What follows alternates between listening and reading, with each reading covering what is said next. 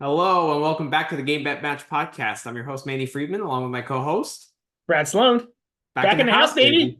Let's First time on our go. own pod in what, like 3 weeks, 2 weeks, I something like know that. it's been a while. Well, It's we been a did. while.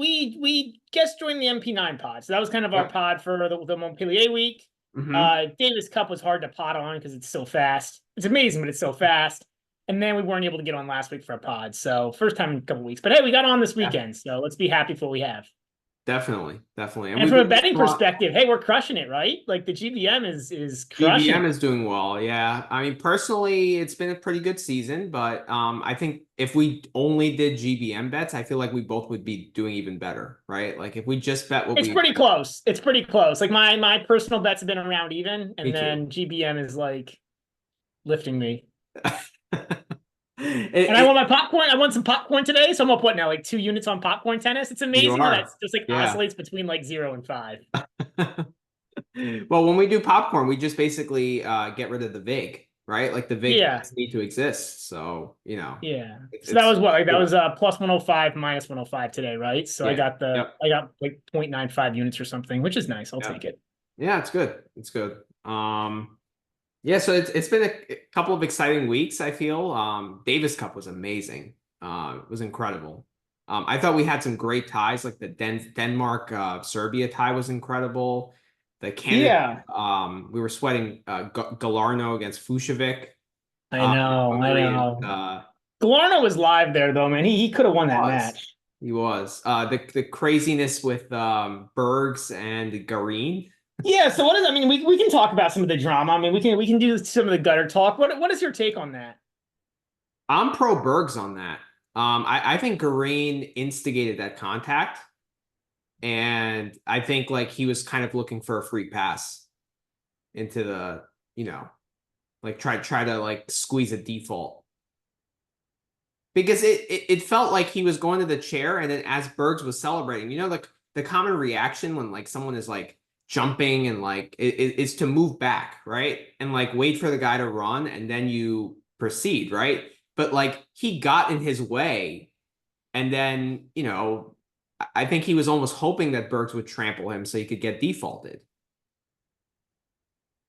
And I was So I actually definitely agree that I think Gurman was looking for a default. I think he 100% wanted a default. okay. Like I don't think he had any interest in trying to play that game out. Yeah, And I thought it was an extremely weak move in a 2-2 tie to refuse to play. I Because agree. that's what happens. He just refused to play, and the last game was a default. So I Yeah, thought that was extremely weak. Um, I mean, I think both guys are a little bit at fault. Like, you got to be a little more careful with your Bergs. Like you can't. I mean, okay. I you mean, it was gotta hop. You can't exciting. like hop around like the way. I don't know. You gotta hop around like a little bit different direction. But I also agree. Like Garin saw he was hopping and didn't wait or didn't like Yeah, he was. I don't know if he was looking for default beforehand. Like, what if he was just like pissed and just like I'm not moving out of the way. Like I'm walking to my chair and like if he hits me, he hits me. But like, yeah, I don't know. I think it was pretty. I thought it was just really weak by Garin to try to draw a default. I agree. I agree. I mean, you Like, play it out. Like now, what are they fighting it in court or something for like a replay on the 2-2 tie? are they really? Like, Yeah, I heard what something they really about should that. do then is start it at 6-5 and I let know. Garin try to win a game, like play it from 6-5 bursts. I mean, they're not going to do that, but like, I can't imagine they would actually overturn it. It's such a ridiculous like I do think like maybe I don't know like 20% of it or something was on Zizou. Like it was like you got to be a little more careful, but like it was really really like I also agree that's a good take by you though. Like I don't think Garin did everything he could to avoid a default in that case. Like Well, I mean, I feel like he was really tight. He was nervous, right? So like he's not the mentally toughest guy. So probably that 5-6 game is maybe like a 60-40 proposition. And no no no no Bergs was no? serving. Garin just got Bergs had just Oh, broken. oh, right. He got broken. You're right. You're right. So yeah, he knew the chances of him winning were so slim Yeah, because like if it that's what I gets to a think happened. tiebreak, he probably loses too. I mean, it's probably 60-40 Bergs in that I case. don't know about that, but Yeah, I mean, Bergs is the better player, though. It's a better Yeah. surface for Bergs. Like, I think Bergs would have had an advantage for sure. I don't know if it's, I don't know if I put it as high as 60-40, but we can debate that. I mean, Yeah. but yeah, I would have put, I mean, it was, yeah, Geraint had a very low chance of winning, like maybe something in the 1 out of 10 Right. range. And then all the momentum is on Berg's side, right? Like Yeah. crowd is going nuts. So And he's serving for it, right? Like, that's yeah, the biggest thing. So, right. yeah. Yeah. Yeah. So yeah, we agree on that. Pathetic by Green. He Yeah. lost a Oh, lot was of it really? Oh, wow. I didn't realize this. So, okay. So even if Garin would have won, it still would have been only 2-2. For some reason, I thought that was the fifth rubber, but I guess it wasn't. Oh, okay. So it was the fourth rubber, and then the fifth rubber would have been what? Like was Tabilo in that Oh, tie? no. No, no. Yeah, maybe. Trying to find, I just looked up the website. It doesn't have it has the teams, but it doesn't give you um, it doesn't give you like the scores of the matches, which is kind of silly. Hmm. Oh, okay, I found it. I found it. Okay. It was Vera. It was Barrios Vera and Garin Oh, against Blocks and Bergs. Yeah, okay. I do think like it's kind of weak. Like a lot of these guys don't participate in this first round of quali ties, and I thought there were a few guys who could have participated who didn't. Okay.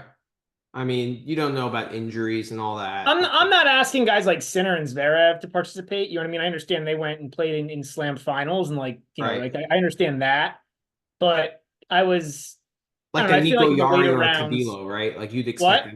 like a Nico Yari or a Tabilo. Well, You'd expect them Yari to played participate. doubles, Interesting. So which maybe is he's interesting. hurt. Maybe he is hurt. Yeah. Yeah. Okay. Yeah. But Green definitely lost a lot of like I lost a lot of respect for him in I that mean, my respect was already pretty low after Estoril.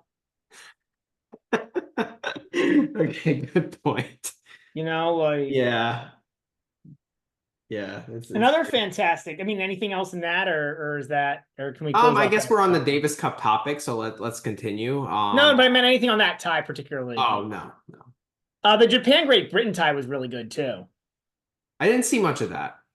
Yeah, I saw a little bit of it because it was like late at night our time, right? Like 'cause it was in Right. Japan. Yeah. But yeah, Japan won 3-2. Great Britain won the doubles and firmly beat Nishikori badly in the singles. Mhm. But how about Yoshi Nishioka, man, winning two matches in Davis Cup? Yeah, impressive. And then Impressive. he had a pretty good run in Dallas coming off of that week. Hmm. I thought a really impressive run actually, given that he was coming from Japan. I know he retired in the what was it quarters against Ruud. Yeah. But I thought it was really impressive first two rounds. Yeah, and given the travel spot and like, Yoshi kind of has that tendency of kind of going away or tanking, when he's Yeah, frustrated or facing some adversity. So I agree with you. I think it's impressive.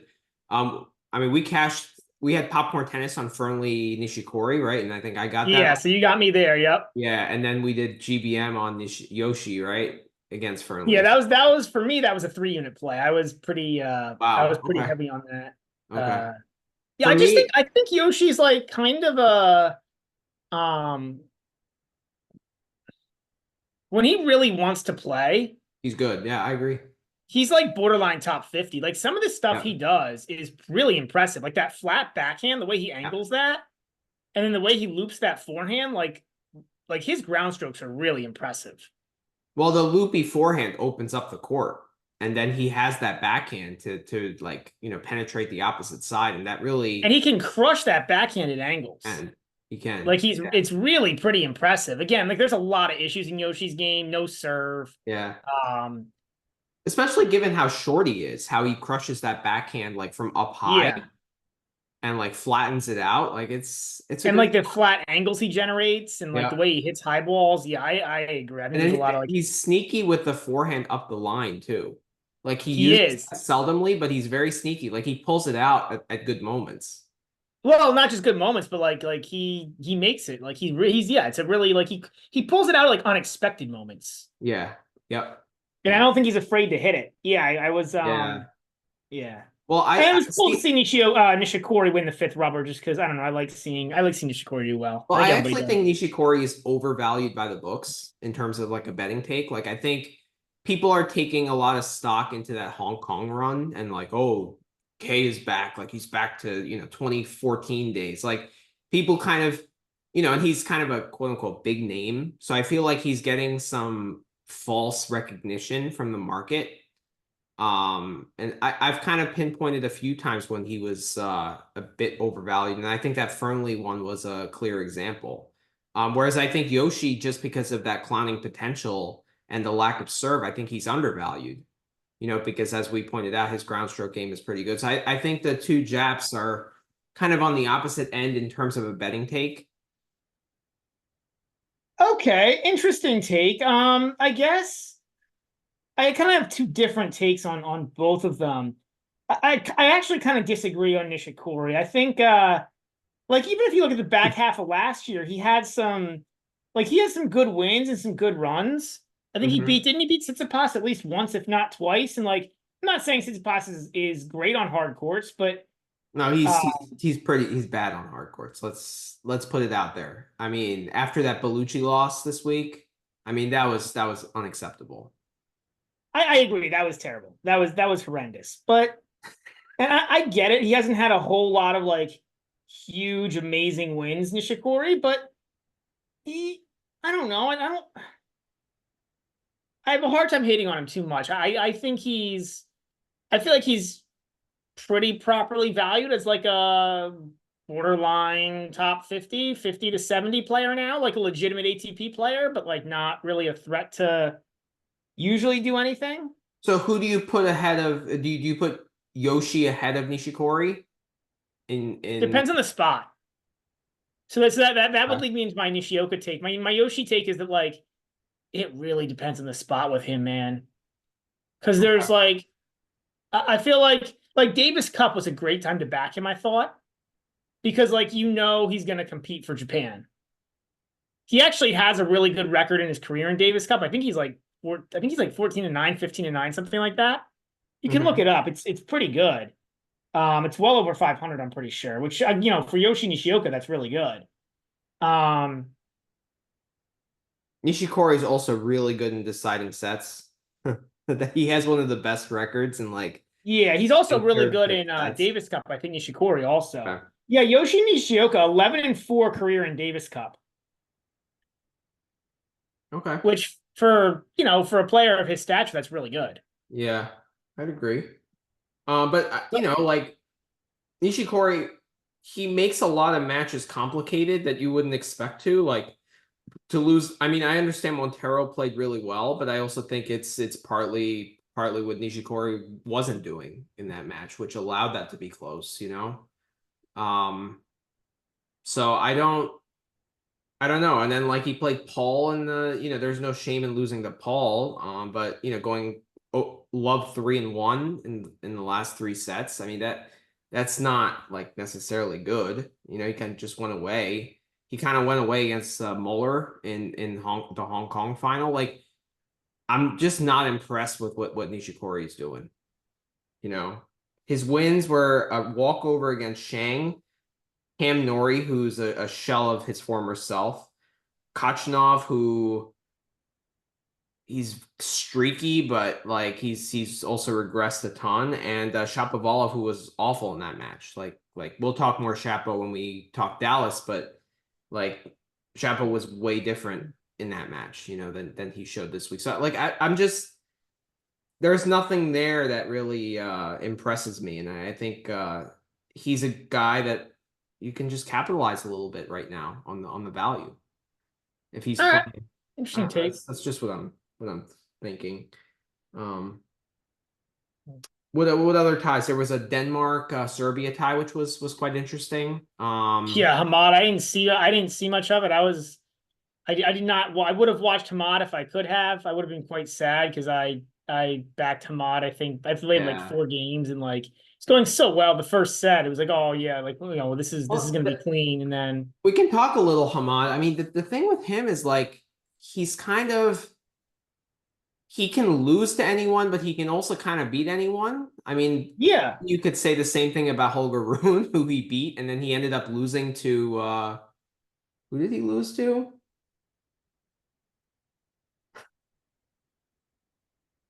The guy that Kecmanovic beat in 3 sets. Uh, No, Rune beat Kecmanovic and he lost to Hamad okay, yeah, in you're right. Davis Cup. But Yeah. who did Hamad lose to in the deciding rubber? Oh, Muller or whatever. Muller. Moeller. That's right.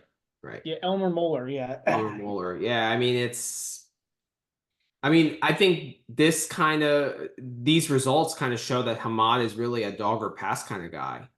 Like even on the challenger circuit, like I feel like he could lose to anyone. Except he really had. I mean,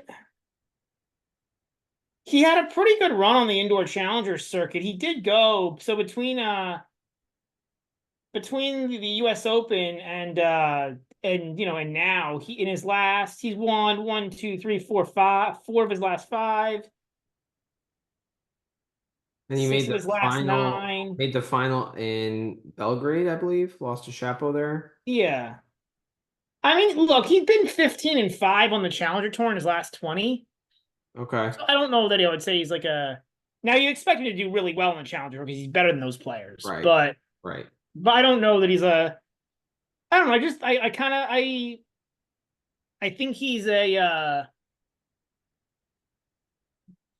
like a I don't want to say like dog or pass, but like he's a on the Challenger level tour there's different kinds of players, and I think Yeah. he's like a high Challenger level um aggressive, high upside on any given day kind of guy. And there's Okay. several challenger players like that, you know?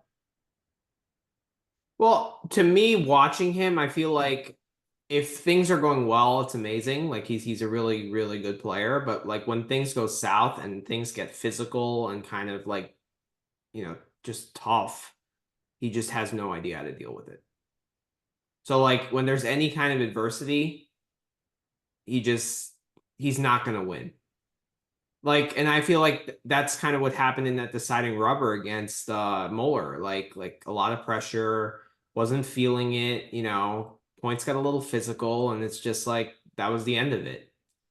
I think he's just like I don't know if I had to describe, I think I would just say he's like underdeveloped mentally is what I would say. I just don't like it, which is Yeah. yeah, I think he's just underdeveloped mentally. I think he needs more I don't know more mental seasoning. And I thought it was a mature decision to bypass the Australian and kind of prioritize points. But then, like, he didn't even play all 3 events or Iris in Portugal. Like, he only played the first two, and then he lost to Zomber Piros in the second one, in the second But challenger. that makes sense. He won the first one and he made the quarters of the second one. That's like 9 matches in Yeah, two but weeks. I get. if you really want to generate points and kind of make progression, you play all three.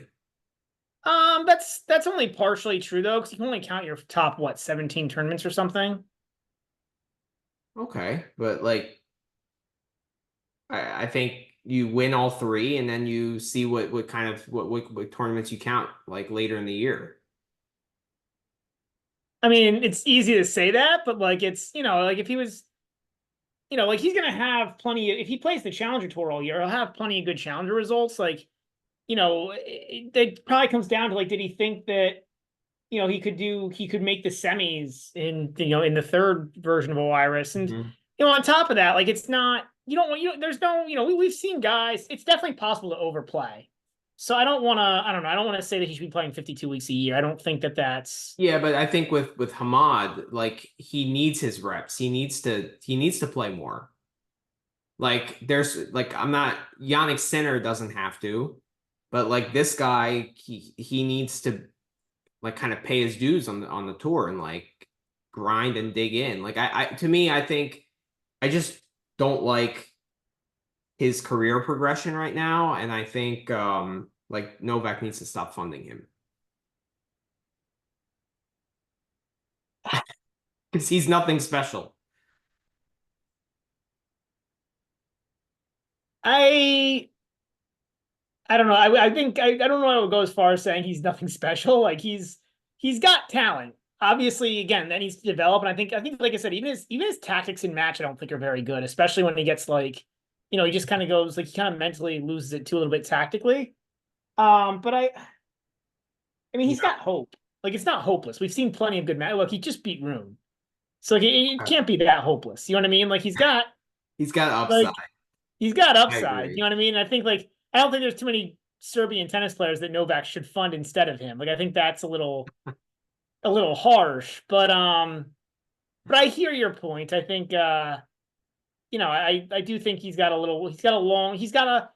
ways to go if he's going to be like an every week ATP player, right? Because like you know. Yeah. Well, if Holger Rune was Serbian, I don't think Novak should fund his career either. But So how many guys should Novak be funding? zero.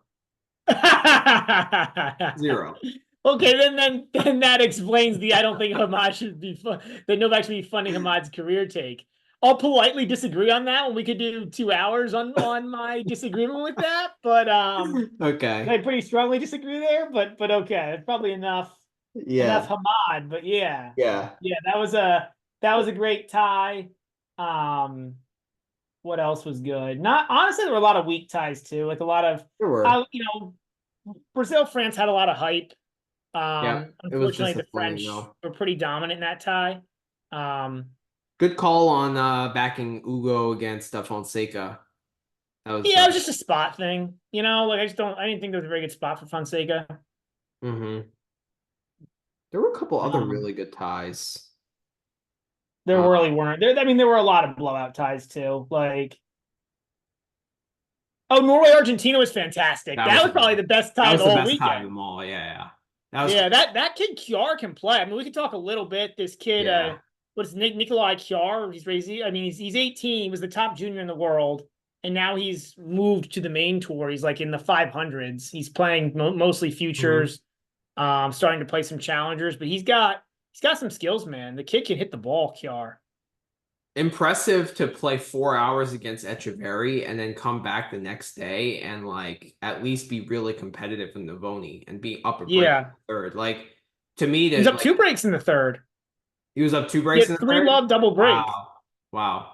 Yeah, I didn't see much of it. But like to as an 18-year-old to cramp and then recover and like back it up against another grinder, like that's impressive to me. Like that's something Hamad can't do. You know? Yeah, I mean, look, yeah, I thought he was really good. I thought he was really good. I Yeah. really, really, it's impressive, man. Some of these young kids can hit the ball. Oh yeah. Oh yeah. And I mean, I also I won two nice bets like fading PR because I backed Echeverry down a break in the third. I just thought it's a lot of pressure for this young kid. Like, I mean, Etch is really kind of regressed, especially on hard courts. Like, to go 4 hours with him, like you should be beating him more convincingly. I feel like just as a ATP got, ATP player. But I thought mentally, like, when it got really tight, I thought Etch would have the edge. So that was my cap there. And then I just thought he would run out of gas. Like I was actually surprised he even played against Navoni, to be honest. Yeah, I was surprised they didn't put Like, Darasovic in either. That would have been yeah. the backup, I think. Yeah, I Yeah. mean, I thought no, I was impressed that he played, and that he won. I think he won the first set. I think he won the first set. I can't remember which set he won. I think so. He won the first set in both matches, I believe. I believe so. Yeah, Yeah. yeah. Yeah. Yeah. Great tie. That was amazing. I also I mean, like that was the best tie. Like the Argentinian fans are crazy. Like they were so happy, and I was kind of laughing. like Navoni goes to the floor when he wins a qualifier tie. Like Yeah, yeah, they're celebrating for 45 minutes in freaking Norway. yeah. They're more Argentinian fans in the Norwegian crowd than like There in were Norway. they got really good. I don't know if there's a lot of Argentinian like transplants in Norway, but they had really good crowd support. Like also Uh, these Davis Cup venues are kind of sad. Like all these indoor they venues this week are. were so sad. They looked like you could tell they weren't tennis arenas. Like the You can tell Canada one, they like hastily put like, oh my god, we have Davis Cup in 2 weeks. We gotta like lay down some tennis courts and like the Canada one looked like it was my high school gym. it did. It did. Oh They had like man. the bleachers up on the sides and stuff. It's really funny. And it's Mm. funny because you can see like the exits like right next to the courts. Oh man. It looks like it's like an auditorium or something, and they just like put the tennis court in the auditorium because they had some space. But like I'm just it's so glad we pretty. get another week of this, like the home and away ties in Oh, I September. mean the home and away ties what make Davis Cup fun. Yeah. It's on. Like I don't, Yeah. because the That crowds are nuts. they are. They are. It's great. I And think that's it. Like the other ties were pretty lame. another Like thing about Davis Cup is that there are very, very few retirements. So I actually think it's almost easier to cap these matches because like in team events, players usually like their motivation is high throughout. You know, when they're just playing for themselves, it's more about how they feel and like what they're going for, you know, in their careers and stuff. But like when you're playing for other people, I feel like it's hard just to like give in, you know? I certainly agree with you that it's definitely a different beast. Um, and I definitely agree with you. There certainly seems to be a lot more motivation for Davis Cup. Like I think these guys really do they really do take it like seriously on a different level. Yeah. Um, I think the crowds help with that too, because the crowds, I mean, these Davis Cup crowds are incredible. Yeah. Like, we'll get into it, but I'm not always happy with all the tennis crowds. Let me put it that way. And I think the Davis Cup crowds are pretty amazing. I mean, the only Um, player I can really pinpoint that retired from Davis Cup matches is Mahawk last year, and he did it twice in one weekend. yeah, Like, it's pretty rare. It's pretty rare. I mean, these guys usually, yeah, I mean, like, no, I think, and there's a lot of guys who play really well in Davis Cup. You also see a lot of like guys who like aren't ATP level players really come out and perform well, especially at home. yeah, it's true. Like, it feels like there's a really significant home advantage in Davis Cup that doesn't exist in other events. I don't have anything to quantify that, but it just feels like that. Like watching it and seeing, especially for like these like lower ranked players. Like when I say lower ranked, I mean guys like ranked like in the 500s and stuff. You see these guys like, these guys really show up who are like massive underdogs. Yeah. Like Kjær, like, Yeah. who's like a futures like, I mean, he's a futures level player right now. He's a top junior, but he's a futures level player and really showed up. Yeah. Yeah, no doubt. No doubt. I definitely enjoyed Davis Cup last week. I guess we'll finish up on last week while we're kind of talking about that. Is Montpellier. I guess we got to start with Kovacevic, who had an incredible week. I backed him to win the quarter at plus 550, which I was pretty happy about because he was in the easy quarter of the draw with Bublik and I don't remember who else was in that quarter, but I remember it was pretty. It wasn't a great quarter, I will say. I mean, Kovacevic played incredible pretty much all week. I watched the Bublik match and he played out of his mind. I think he had like 35 winners and 5 errors or something. Like his Wow. ratio was like it's one of the more insane matches I've ever seen played. Like Bublik didn't quit in the match, he didn't lay an egg. He just got beat. Just got Like, beat. yeah, I mean, Yeah, that's impressive, no doubt. Yeah, Kovacevic is a talented player. You know, like he has good strokes. He hasn't really been able to put it together, but he won one of those challengers, I think, in Oiris. Um, and then he's kind of carried that momentum through. Mm. yeah, I can't find the winner stats, but it was something insane. I mean, I remember watching during the match, and Bublik was like, Bublik was just like, I have no idea what to do. This guy's just like playing out of his mind. But but good for him. I thought, yeah, I agree. I thought he played absolutely fantastic. Like, Mm-hmm. And then to back it up against Rublev in the next round was super impressive, and he also had a win against Mattia Bellucci, which in hindsight is a pretty decent win as well. yeah, You know, yeah. and it was 5-6, which shows that like Bellucci didn't like play poorly either. Um, so yeah, and the FAA takes another title. FA is just good. He's good indoors. Like when he doesn't, when there's not a lot of wind or kind of elements that impact his timing, I feel like that's where he's going to perform decently. And like I I feel mean, like, he's been a good indoors player for a long time now, and even when he was in a kind of a rut, he's still, he won Basel twice. Like he's won a whole bunch of. I think has even he won Brisbane. 10? Has he won like 10 indoor tournaments his career now or something? Yeah, and I think the only outdoor title he won was Brisbane this year, and like Yeah, that title is kind of indoors because like I think the roof is pretty enclosed. There's not much wind, yeah. So or Adelaide, I think it was Adelaide. I don't remember, but yeah. No, but I agree. He's definitely seems to be a little bit of an indoor. I don't want to say indoor specialist, but he's much better indoors. Yep. Um, Yeah. Rublev's still really disappointing, man. I mean, it looks like I don't know. I get the feeling like this. I actually think like, and I know you myself and MP9 have talked this a little bit, but I'm not convinced this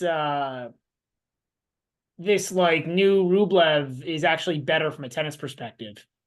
Like from his life perspective, it might be better. I don't know, but like Mhm. from a tennis perspective, I don't know if this like I don't think Crazy Rublev was all that bad from a tennis perspective.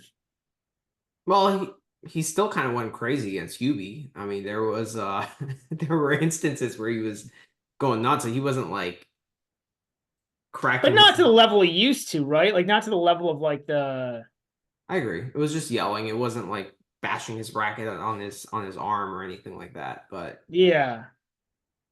I just feel like I don't know. I yeah, feel like yeah, it's not there.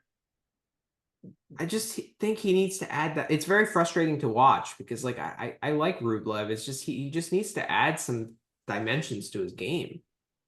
There are just a lot of holes that he hasn't patched up. Like that's really what it is. It's not like his really emotional state. It's more he's just Yeah. not good enough.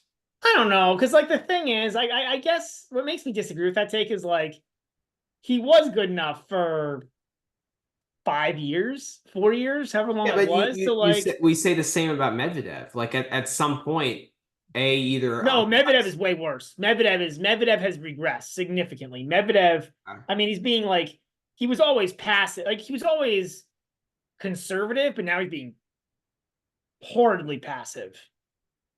yeah, he's been really Like bad. I think Medvedev has gone down significantly. Rublev, it's just not working. I don't. It's like watching it. It's kind of hard to see why, but like it doesn't look like the tactics are any different. Like Yeah, I mean, he's probably not hitting the ball quite as clean and quite as consistently as he was a couple years yeah, ago, even though the tactics are pretty similar.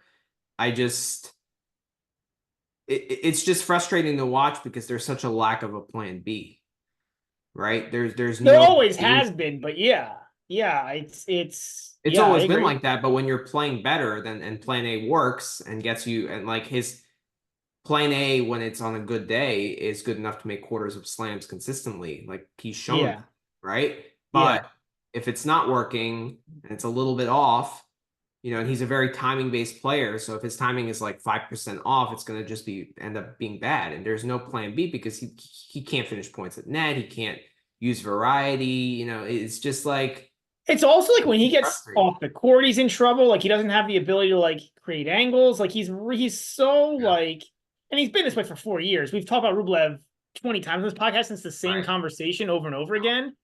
But he's so linear, So linear. Right.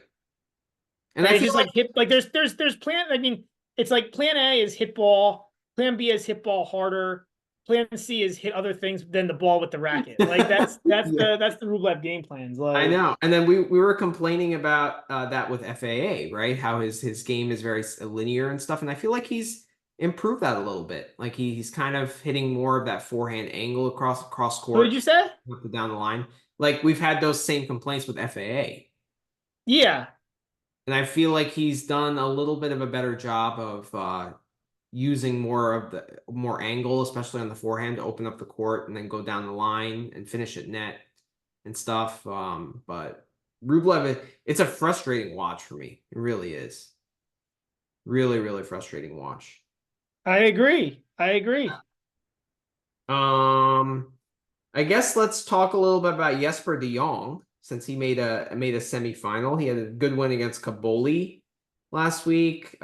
He beat Griekspoor, and then he lost to FAA in a tight match, 6-4. I mean, he's a pest. Like, let's be real, right? Yeah, I don't think it's. I mean, I don't think it's particularly interesting, to be honest. Like, Okay. you talked about it, but I guess my counter would be, he got a walkover from Malise. Kaboli's nothing right now. I'm pretty sure Kaboli's hurt. Like, I mean, I think he was hurt. He did retire from a match, and he's looked terrible since he came back. Yeah. Griekspoor's a good win, no doubt. And then I guess he played FAA kind of tight, although I didn't see any of the match, so I can't really comment too much to it. I mean, like, it's a good run, don't get me wrong, but I don't know. I don't think it's the thing with de Jong like this week is, like, I think he played guys that are higher ranked than him that he matches up well against. Like, he likes pace. Yeah. Right? Yeah. He played guys that, like, attack the ball and, like, make errors themselves and kind of initiate the like how the point is going. So, and when he can react more and kind of put balls in uncomfortable positions, that's when he thrives. So yeah, I agree. Not taking too much stock into the run, like, I agree. I don't think this is like something, now we can start backing him in these like hard court, 250s and 500s, but I just think he played guys that he matches up well against. So, well, we have to close Montpellier with, because I don't think there's anybody else left to talk about Montpellier. The Bashman is back. the Bashman is back. What, from retiring against Rublev down 5-2? Well, no, but he was. I mean, I'm pretty sure he did have an injury. There was a potential of an injury coming in. I was actually so thankful he retired in the first set of that match, so I could get my bet back. But yeah, I mean, look, like, to beat Rinderknecht at home, that's a good win. It is. That is a good win.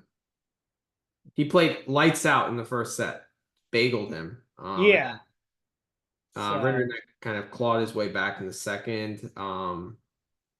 But like, Bash is a good guy to back as a dog, because he's proven that he has the quality to win 500s. I think he made a final of Indian Wells once upon a time.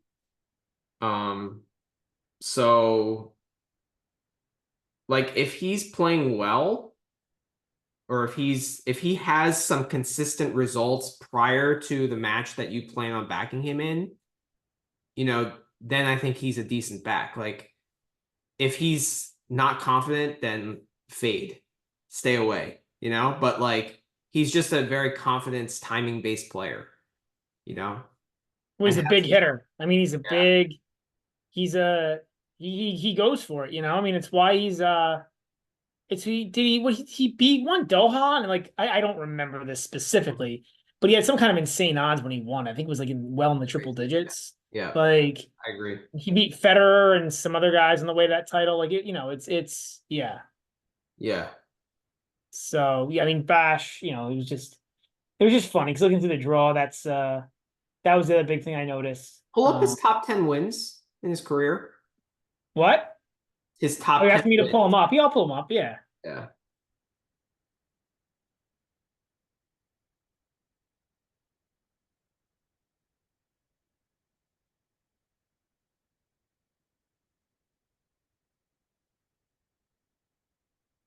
He's got 7 of them. Yeah, I mean, he was ranked in the top 20 at one point. Beat Berdych, beat Del Potro. I mean, this is obviously back, like, in many moons back. Beat Zverev in a Hamburg final. That's a legit win. Good one. Obviously, the Federer win. Beat Tsitsipas several years ago when Tsitsipas could play. Beat Rublev on grass a couple years ago. So yeah, I mean, like, he's had some real wins. Yeah, 7 wins at 7 top 10 wins is pretty impressive for. It is, no doubt. It's too bad there's not a tournament in Georgia, because, like, I don't think when he retires, like there's gonna be much of a celebration for him, but I feel like you could put a pretty Yeah. decent video presentation together for him. Yep. Yeah. Were there any other Georgian tennis players? I don't think so. I Balazs. can't think of him. Balazs. That's the only one I can think of. But yeah. Um, Good call on you on the MP9 pod that like qualifiers were gonna do well in Montpellier. Like the qualifying draw was legit. If you look at it again, the second Yeah. round qualifying matches were Kovacevic against Carreño Busta. Like that's a legit, that's a really, really good qualifying match. Bash against Drew Gay, Grenier against Kachmazov, and then Otmane against Lestien. I mean, like a 250 qualifying event, like that's pretty good. This is Yeah. Yeah. solid group of guys. So that was a good call out. I don't know. Does Bovada have the bet qualifier to make the final? Yeah, they usually do. Yeah. Do right? Yeah, you could have cashed that Yeah, if you would have bet yeah. it. I did not, but if you would have. It's probably a pretty decent price. So good, interesting week in Montpellier. Um, The other really interesting thing was I'm just looking at it. One, two, three, four. Only 5 of the 27 matches went to a third set. okay. Obviously, a bunch of retirements in there. There were 1, 2, 3 retirements in there. So I don't know if you can really count those, but if you take those out, there was only 4 out of 24, I think, matches. Kovacevic against Goffin, Rinderknecht over Mayo, Griekspoor over Gasquet, which was a fantastic match to watch, and then the final. Mm-hmm. But yeah, kind of interesting that You a did lot talk of about how 2-0s. unders play up in Montpellier. Yeah, yeah. But that was another good call out. So A lot of unders came in. yeah. I mean, there were some two set overs, but I mean, mostly under. I mean, it feels like it was like 70-30 in terms of the under. So, um, so I guess before we talk about like recap Dallas and Rotterdam, let's talk the two finals tomorrow. Um, so the first final is De Minaur and Alcaraz in Montpellier. I have quarter three to win Rotterdam at plus 400. I think you have the De Minaur futures, right? I have both. I have the quarter 3. I think I got a little better price. I think a 450. And then I Okay. also took Demon to win the event outright. Yeah, I mean, look, anytime you have it better than 5-1 and your guy makes the final, you're happy. Right. Like but I was hoping that it wouldn't come to this matchup. Like I don't think this is I know you don't mind this matchup as much. I'm kind of in the I don't. middle. But I think it's gonna be hard for Demon to actually win this match. A set, maybe. I think to win this match is gonna be tough. I agree. I don't like Alcaraz should be favored. I just think Sinner presents way more problems for De Minaur on a hard court than Alcaraz does, because the thing with Alcaraz is he dips. He dips in and out, right? He's not a like his peak level is incredible, probably in a way slightly higher than Sinner's, but like those dips and valleys are like things that De Minaur can take advantage of because he's very steady. So, I mean, I think the match kind of lies on Alcaraz's racket, and it purely depends on how he plays, not how Demon plays. I completely agree.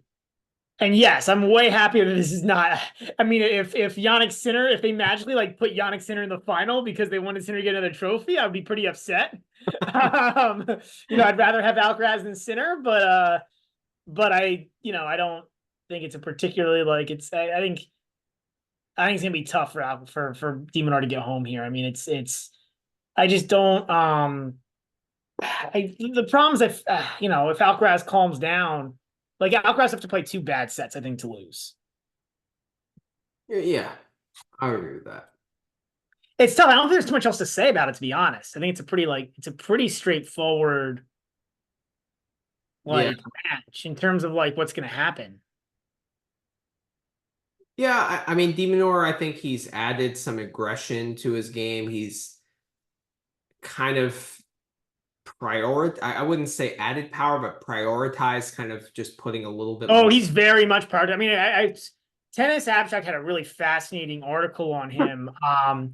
So I think I've told you this, but basically they showed like a serving spot chart for most of the pros, or for pros, and like most of the pros, they have like their spot chart is like very heavy. Their first serve spot chart is like very heavy down the tee, and then like a little cluster, like a pretty good sized cluster by the out wide line, and then like a handful of like body, and then there's a smattering of other ones that they don't hit perfectly right.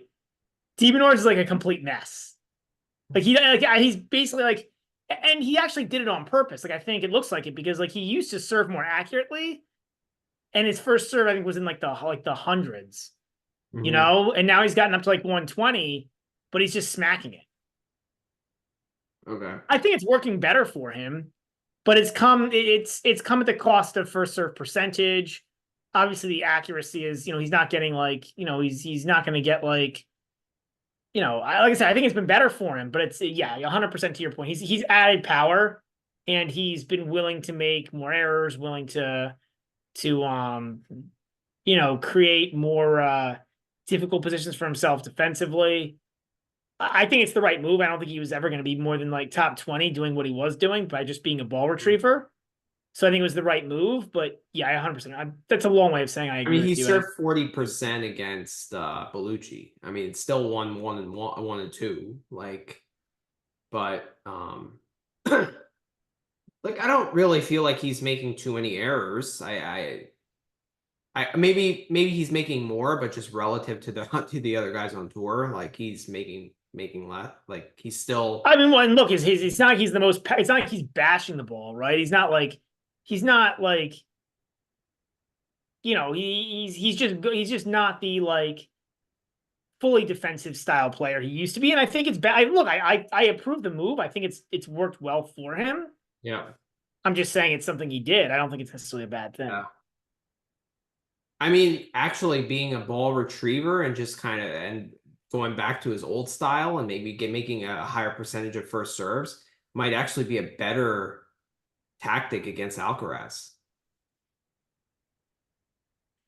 Maybe still, I don't know. I don't know. Like to win games and to win a set, to cash a 3-set line, maybe. But like I don't know. I feel like it's hard to. I would be surprised if Alcaraz came out and played 2 bad sets. Okay. So I'm on the +1.5 sets at -115, and then I'm on the I think either the over 22 or the 3-set line. Probably the 3-set line is slightly better, but I like both those plays. I don't trust Alcaraz's consistency. I'm not taking stock into the Vavasori and Martinez wins at all. Went 3 with Bodic and went 3 with Hubie. So it's like, you know, obviously Alcaraz shows flashes of brilliance, but I don't think he's been consistent enough in terms of his like X's and O's and in terms of what's going to win tennis matches long term. So I like this. I mean, I'm not saying like De Minaur should be a favorite, but I think it should be more like 3.5 as opposed to 4. So okay, yeah. I mean, if I was going to play this, if I had to play this and I had to pick a line, the Alcaraz 2-1 at +265 looks playable to me. okay. I won't be on it, but if I was, that would be the line I would take. But I'll just play my futures. Okay. Sounds good. Do you see a lineup yet for the Dallas final? I haven't checked in the past I don't know 10 what's minutes. taking I so doubt it'll be up. No. I don't understand what's taking so long. This match ended like 5 hours ago. Yeah, I don't know either.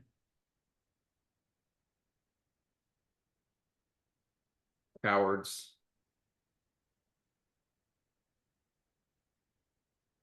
And I actually want to hit it early, and I'm gonna be on Chapo at anything better than -130. I think he's been playing really well, and I actually think that this matchup on this court favors Chapo. That wide serve is going to give Ruud fits, especially on the backhand wing. It's just going to open up the court. If he hits, as you pointed out, I think before, like on a private chat, that he's been hitting his backhand incredibly well. And if he maintains that level, I think that's going to be really hard for Ruud to deal with on a quick court. That being said, Ruud's ball jumps higher, so I think like it's going to be harder for him to hit his backhand as well as he did against Paul, for example. But I don't know. I just like what he's seen, and it's been a murderer's row of opponents getting to this point. He's beaten Fritz, Mahak, Paul, Kecmanovic. Like that's an impressive run. Yeah, I mean, it looks like he's like. I think the indoors really helps him. Mm-hmm. I think indoors. So I think I think the altitude helps him. Right, there's a little altitude in Dallas. Yep, I agree. I think that's good for him. Yeah, I'm basically at the same point as you. I think my minimum buy point is probably around plus minus 130, probably. So we'll see what the line comes out as. But yeah, that's probably what I'm looking at. Like, yeah, I think maybe I wouldn't. I don't know if I would like somewhere in that general range. What price would you need to back Ruud? Probably like a plus 150 or something at first just off the cuff, you know? Yeah. We might get pure pick'em, honestly. I would doubt it just because of how like Shapo's underlying stats too have been really good for a while now. It's indoors. He's had a great week. I'd be surprised if we saw Shapo as not a significant favorite. But we'll see. I mean, it'll be interesting to see what it comes out at. I mean, like the only thing Ruud has going for him is like general, like last 2 years pedigree. Whereas I feel like, yeah, you have a top 10 ranking as well. Well, that's why I said like this one. I mean, that's part of last 2 years pedigree, right? But yeah, yeah. But I think, I think whoever's hitting more forehands is more likely to win this match. This is a kind of a dumb take because you can say this for any tennis match, but I think making first serves is going to be really important here, just because I think whoever can get in, like I think if either of these guys can get control of a point, I think it's going to be hard for the other guy to take it. Like, good point. Yeah. But Shapo's pretty much been hitting 2 first serves this tournament. His double faults have always been high, but like he's been going big consistently on his second serve this week. So, which I don't think is necessarily a bad play against Ruud, especially on the ad court, because like Ruud has literally no answer for that wide ad court serve. He has correct. Correct. Yeah, he has no answer. He has no answer for that. Yeah. Yeah. He has no answer. His backhand slice isn't particularly good. Like, I agree. Floats, and then the backhand topspin is going to float and open up the court too. So yeah, he doesn't really have a great option there. And if you look at Ruud this week, he really has been particularly impressive. 3 sets against Duckworth. He beat Mo. Congratulations. Mo's not really even an ATP level player. Yoshi should have won the first set and got injured. Yep. And then Munar, today was a 3-set. Basically you compare that with Chapo's run, and it's like it's insane, the discrepancy. Well, I mean, that's why I legitimately think that like I might put it out. I mean, yeah, I think like that's why my minimum buy point on Shapo is so high. Like minus 130 is like to say I'd pit it at minus 130 is a pretty significant favorite. Like, yeah, I'm gonna revise what I said. I think I'd probably need upwards of like plus 160, plus 165 to hit Ruud, honestly. Like, and then anything in between there for me would just be a no play because I'm a wimp. But like, I think this match, I think this is like 60-40 in favor of Shapo.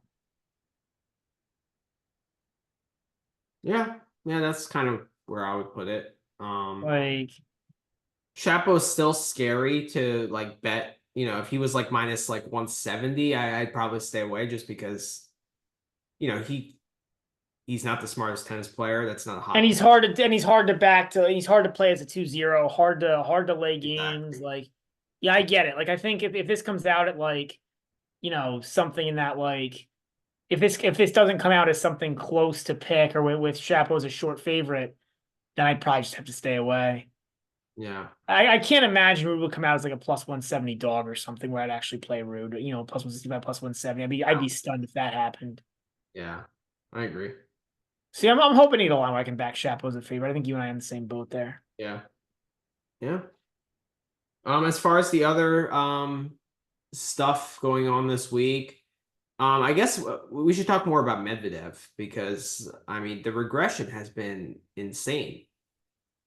It's you thought it was the shoulder at the end of the year, and you thought he would be ranked ahead of Fritz. Like I mean, yeah, I don't. I'll take credit for my take. Like I Yeah, thought I think. Yeah, I last. think you won that one. Like, I already asked for insurance if I can get half my bet back. Like, it's so bad. Like, it's. I mean, he's just the. Like, I don't. I mean, it's so passive, and I don't really get why. Like, I don't understand. Like, I really don't understand. Like, because we've seen him make these adjustments before.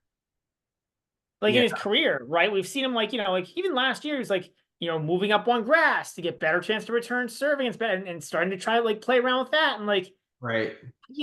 and like, saying like, oh, I need to do more things to get better. I need to, look to find ways to get better to win slams. And now it's like we've regressed like horridly. I mean, I don't the level of passiveness is just like the match against Wawrinka was so sad. Mm-hmm. It Like was. we cashed bets there, but like it was a very sad cashing of bets. It was. It was. And also his serve is a disaster. Like he's not making any progression on serve. He's still double faulting quite a lot.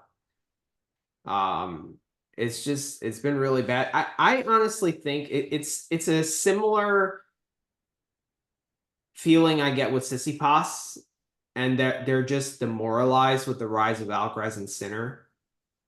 And like knowing that, I thought once the big three retired, these slams would be coming to me. And now it's like, maybe not. I think that there's a part of that comes with it. And there's just like this resignation to the point like, these guys are too good.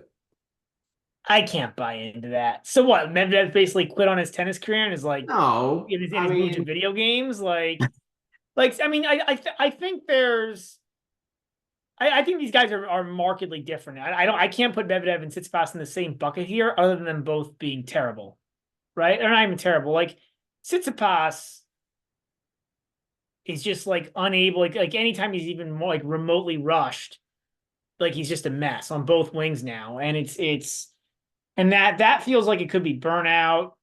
Like, and maybe yeah, I probably if he was winning slams, he probably wouldn't be burnt out. Like mhm. so I think like your take would have more validity with Tsitsipas, but even there, I don't know if it's like truly that or if it's just like moving on to other things in life. He's got Padosa, he's got like I said, he seems burnt out. I don't know, like yeah, I don't, his whole career's been through his dad. That's probably not that easy, right? Like, Mhm. so I think like I'd separate the two guys. Medvedev, he's just gone completely passive.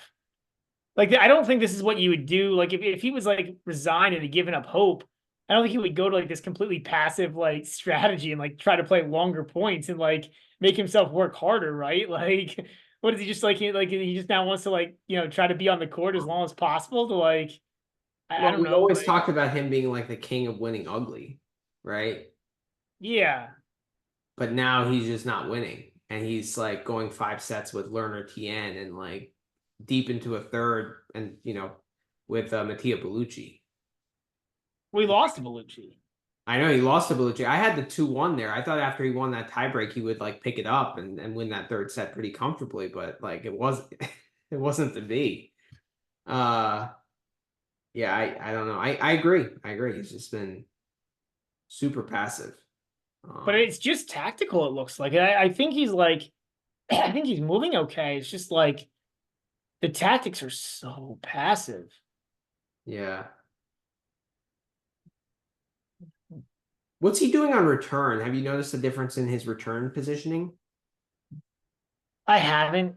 I haven't, to be honest, in either direction, but I can't imagine it's been more aggressive because he's just not hitting the ball. The other thing he's doing is he's not even like he's hitting everything down the middle. Right, right. Like he's not even using angles. Like he used to do that. Like Yeah. like you can like he had this goofy way of playing before that like wasn't particularly aggressive, but it could like force errors. Now it's still sort of that, but really not. Yeah, his ball quality has regressed, and that's hard to see on TV, but like it must have. Like if he's not making any progression in these points, like it I must. just feel like it's too many balls like down the mid, like not down the middle, but too many balls like halfway into the backcourt, halfway between the service line and the tram line. Like But it's not only the placement. I feel like it's also the quality. It's not a very heavy ball. It's not a very like potent ball. Like it gives players time to attack. You know. I just don't know that his ball was ever that potent. I feel like when he used to do different stuff, like when he used to move the ball around, like it made it harder because at least he couldn't get into a rhythm. Now it's just like he may as well be a tennis pro, just like feeding balls to these guys. Yeah, so true. And then he doesn't really have a great slice, right? And if he hits it, it kind of floats in the middle. Which he never had, right? Like a lot of this stuff he never had, but like, yeah, Yeah. if you're not like, it's just, yeah, he's just now he's got not like yeah, it's very It's only going disappointing. to get worse once he gets to the clay. Like this is like the time when he usually remember he had that February for the ages a couple Yeah, years ago. theoretically, So yeah, I mean we're if he continues like this, he's going to be ranked out of the top what 30. by end of year, maybe if it doesn't get better. Yeah, I mean, I don't think right now he's even playing like a top 50 level. To be honest, like this is like to me, he's playing at like a 70 to 80 level or something. You know what I mean? Crazy.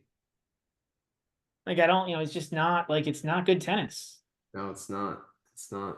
Um, I was gonna say overall, I was very disappointed. I guess before we get into players, I'm very disappointed with the court speed. Like, in I was disappointed by how much they slowed it down.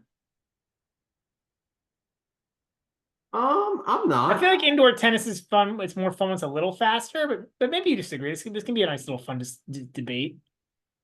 I mean it. I disagree. I think that there's the tour should have more variation in terms of court speed. And like this tournament was always known to be slow, and for some reason last year they sped it up.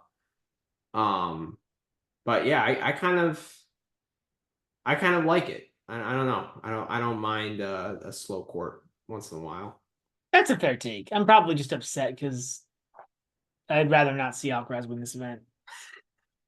I mean, yeah, that's true. If it was faster, you'd probably be more on Minaur.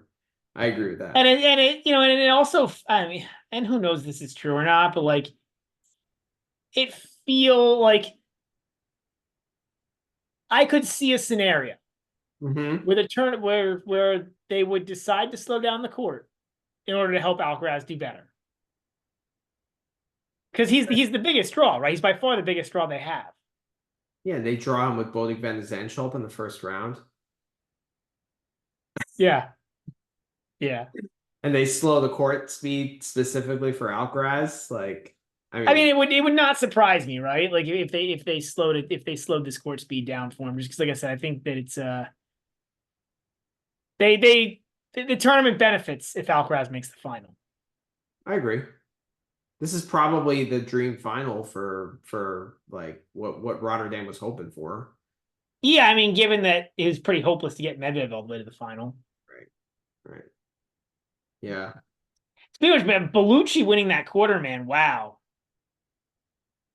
I mean, he took advantage of having two like top 20 guys or top 10 guys just be like absolute shells of themselves right now. You know? But Tsitsipas played well enough to beat Griekspoor. Yeah, I think let's be honest, Griekspoor is actually not playing that well right now. Like, Yeah, I three agree. Like I sets, don't 7-6 think in the third with Gasquet last week. 7-5 in the third, but yeah, Okay. it's pretty bad. I mean, it's bad. Like, it's not. And I think it's more of a knock on like a Berrettini, for example, who Griekspoor beat 7-6 in the third as well. Like I don't know. I think Griekspoor is not playing that well right now. I agree. I think, yeah, that's fine. So, and honestly, that's a pretty good matchup for him against Tsitsipas. Like he should be winning that match. Like I was actually surprised I got plus money on Griekspoor there. And it still was a good bet, even though because it was a 50-50 match.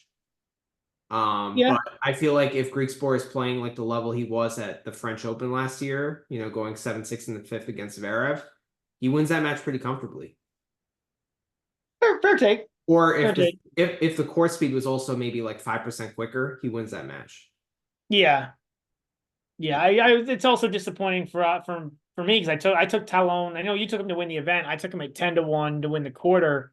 Yeah, Pre-tournament, and then obviously the tournament starts and it's mud slow, and you're just like sadness. I know. That does stink. So Um, I guess that's more my frustration, and it's my fault for not like. But honestly, like, there's no way to really look in unless you get a chance to watch the qualies. mhm. There's no way to, and it's even hard. I find it even hard to judge these events. Like sometimes you can. I'm sure I would have been able to judge this if I watched the qualies, but like sometimes it's hard to really judge because the qualies, just the players are different too. But Griekspoor, for example, he's played well at this event when it's been slow and when it's been quick. That's true. That's true. He beats I Zverev will here. say I think that we do overrate court speed sometimes. We do. Like especially, like I think there's a much like I think like the surface matters much more than the like speed of the court. Like we get really into like, oh, it's is it a fast or medium fast hard court? And like I don't matters a little, but not a ton. Yeah. Yeah, this court is just a little more gritty, I think, but This court is really slow. This court is really slow. Which to your point, Rotterdam's been slow in the past, so I guess it's okay. I'm upset they didn't tell me beforehand. I mean, I want to call from TriCheck to be like, didn't Brad, matter for your tennis Lechka. bets. What? Didn't matter for Lechka. He just retired. Like I don't know, Lechka's disappointing, man. All three Czech guys, like they're super talented. They're just all disappointing in different ways. Lehechka, Hurkacz, and Menzik. Mensik. Oh, I don't know. I don't know what Lehechka's injury was. What pisses me off about Lechka is like he just can't play with any pain. Like as soon as there's some like little problem, it's a retirement. Just book it. As soon as he calls a trainer, book it. It's a retirement. Like I just feel I don't know. I mean, I will say, like, I hear you. He did say on social media after the match, health must be the priority. I need to undergo tests to determine the exact nature of my left thigh injury. I'll see if I can be ready for Doha. So Okay. I get it, but I don't know. I don't hate on him as much. It's just, he just might be a player who's like kind of brittle, Yeah, I also think Hurkacz is more disappointing. I think Hurkacz is more disappointing to me. Like my stock has dissipated with Mahawk. Like my stock was really high here, and it's just like slowly trickling down a little bit. Yeah, just shot maker, like pull your pants down and like start fighting when you lose a tough set. Like that's all I ask. that yeah. That I agree with. That I agree with. Like you lose a tight set against Chapo, okay, and then you get bageled. Like Yeah. Yeah. it's I don't know. Mensick, okay, I'll give you a pass. He's young, he's still a teenager, like he has time, but And I think with Mensik, it's pretty clear that he's just not physically fit yet. And like most of these teenage kids aren't. And like I don't like how do you want them to get fit? Like they're kids, like they're kids playing against men. Like it's tough. Like you see that almost every single teenager that comes up has physical fitness issues until like 21, 22. which is why the Fonseca hype and like, oh, he's gonna win slams in like a year. Like it's just it's not accurate. Like unless you get a complete prodigy like Alcaraz, right? Like or a Nadal, But right? even Like then, that's like, what I mean, you're really going back to like Nadal for a team. How old was Nadal when he won his first French? 18 or 19? 18. Right? So, like, you're really going back to Nadal because, like, how old is Alcaraz now? 21, 22? Yeah, but he was 18 when he won the US Open. Fair enough. All right. So, but they're just freaks, right? They're not like normal. Yeah. Yeah. 100%. 100%. Yeah. So, Alcaraz won the US Open in 22, right? So he was yeah. 19. I I mean, mean, so he's still a teenager, but yeah, I mean, but yeah, you're right. I mean, like, I just think that, like, these kids, like, it's not normal for these young up and coming guys to, kids to have issues when they're, when they're young. yeah. Uh, Like it's hard. Like, Fonseca's really good, but he's not an athletic freak that Nadal and Alcaraz were. no, Yeah. no, Right. no. So, and like Um, Sinner, it took him until 22 to win a slam, Something like that. Yeah. Yeah. right? It So took like Sinner a that's while. for a great player, that's the normal progression. Like even Federer and Djokovic, they were like 22, right? Right. Yeah. It usually takes a couple years on the circuit. And I think the biggest thing is the physicality piece is the biggest thing that it takes to gain. Right. Right. And So even Nadal was only a threat when he won the French. Like the first couple of years of his career was only really a threat on the clay. yeah, Right? Like, I mean he did no, I mean he did also make Wimbledon finals in 06, 07. true, true. All right, fair enough. Yeah. Yeah. Yeah, I Um don't really have too much else from Rotterdam. I don't think there's too much else to talk about. I mean, maybe Hubie, I guess. Yeah, have I you mean, seen I don't know. anything different in his game? Do you see anything with the Masu and the Lendl effect? Not particularly. I didn't think the match day against. I mean, I was actually like, I thought he did. He really was quite poor at the net. I thought today against Alcaraz. Um, but I feel like he's being a little. I will say this on the positive side, he did come to net a lot, so I do feel like he's trying to get out of that like serve and push. At least what I saw today against. Then we'll see. Like that's against Alcaraz, right? So he knows he's got to do more. But I do feel he tried to avoid like just like playing like these endless rallies, knowing that Alcaraz was going to push him around if he did that. Okay. He just didn't particularly finish the points well, but I mean that would be an improvement in my mind. Like if he could, if like to start doing that, I think would be an improvement to then look to like get to the next Also, it's level. really hard to volley against Alcaraz because he's so quick, right? Like the volley has to be a little bit better than it normally would. So that's Yeah, he just missed a lot of volleys though that I thought were makeable volleys. Like just like he hit a few volleys in the net that I thought were makeable. yeah, that's true. He missed a big volley against Rublev in the first set, right? I think it was like Yeah. 5-3 in the breaker or Was something. he coming in more though? He was. He was. So I think that's good, right? So I do think maybe there is a progression there. I think like He's maybe trying to maybe the hit his new forehand voices more help him. aggressively, I think. What? While he's trying to hit his forehand a little I more do think I aggressively. actually agree with you. I think in general, I think both wings he's trying to be more aggressive. Okay. Like I'm not saying he's being like the most aggressive player on the tour, being like He a should. basher like Yeah. Chapo, but like I think more than he had been in the past. Yeah, I think these are positive developments for him. He does have a really good backhand down the line, right? Yeah, Which I don't think he implemented enough against with Craig Boynton. I agree. I think it's positive. I'm interested to watch what the next couple months look like for Hubie because I don't feel like he's playing that well right now. Yeah. But like it could be like a one step backward to get two steps forward. Like Okay. the strategy he was implementing, I don't think was ever going to get him any further than where he was at. Yeah. Right. So like this like to go forward, like you have to. I think he was at a point where to go forward, you had to do something different, and this is something different. So I think You that's feel good. like his serve has lost like 5% though? I don't think it Yeah, was. I did kind of feel like maybe not as much pop, but Yeah.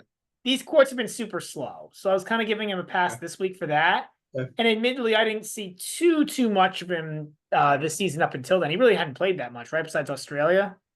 Yeah, I mean he had a tame loss against Kecmanovic, but maybe he was hurt. I don't know.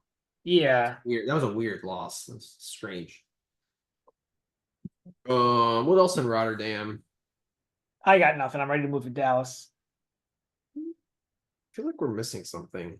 Holger Rune. I think he was sick.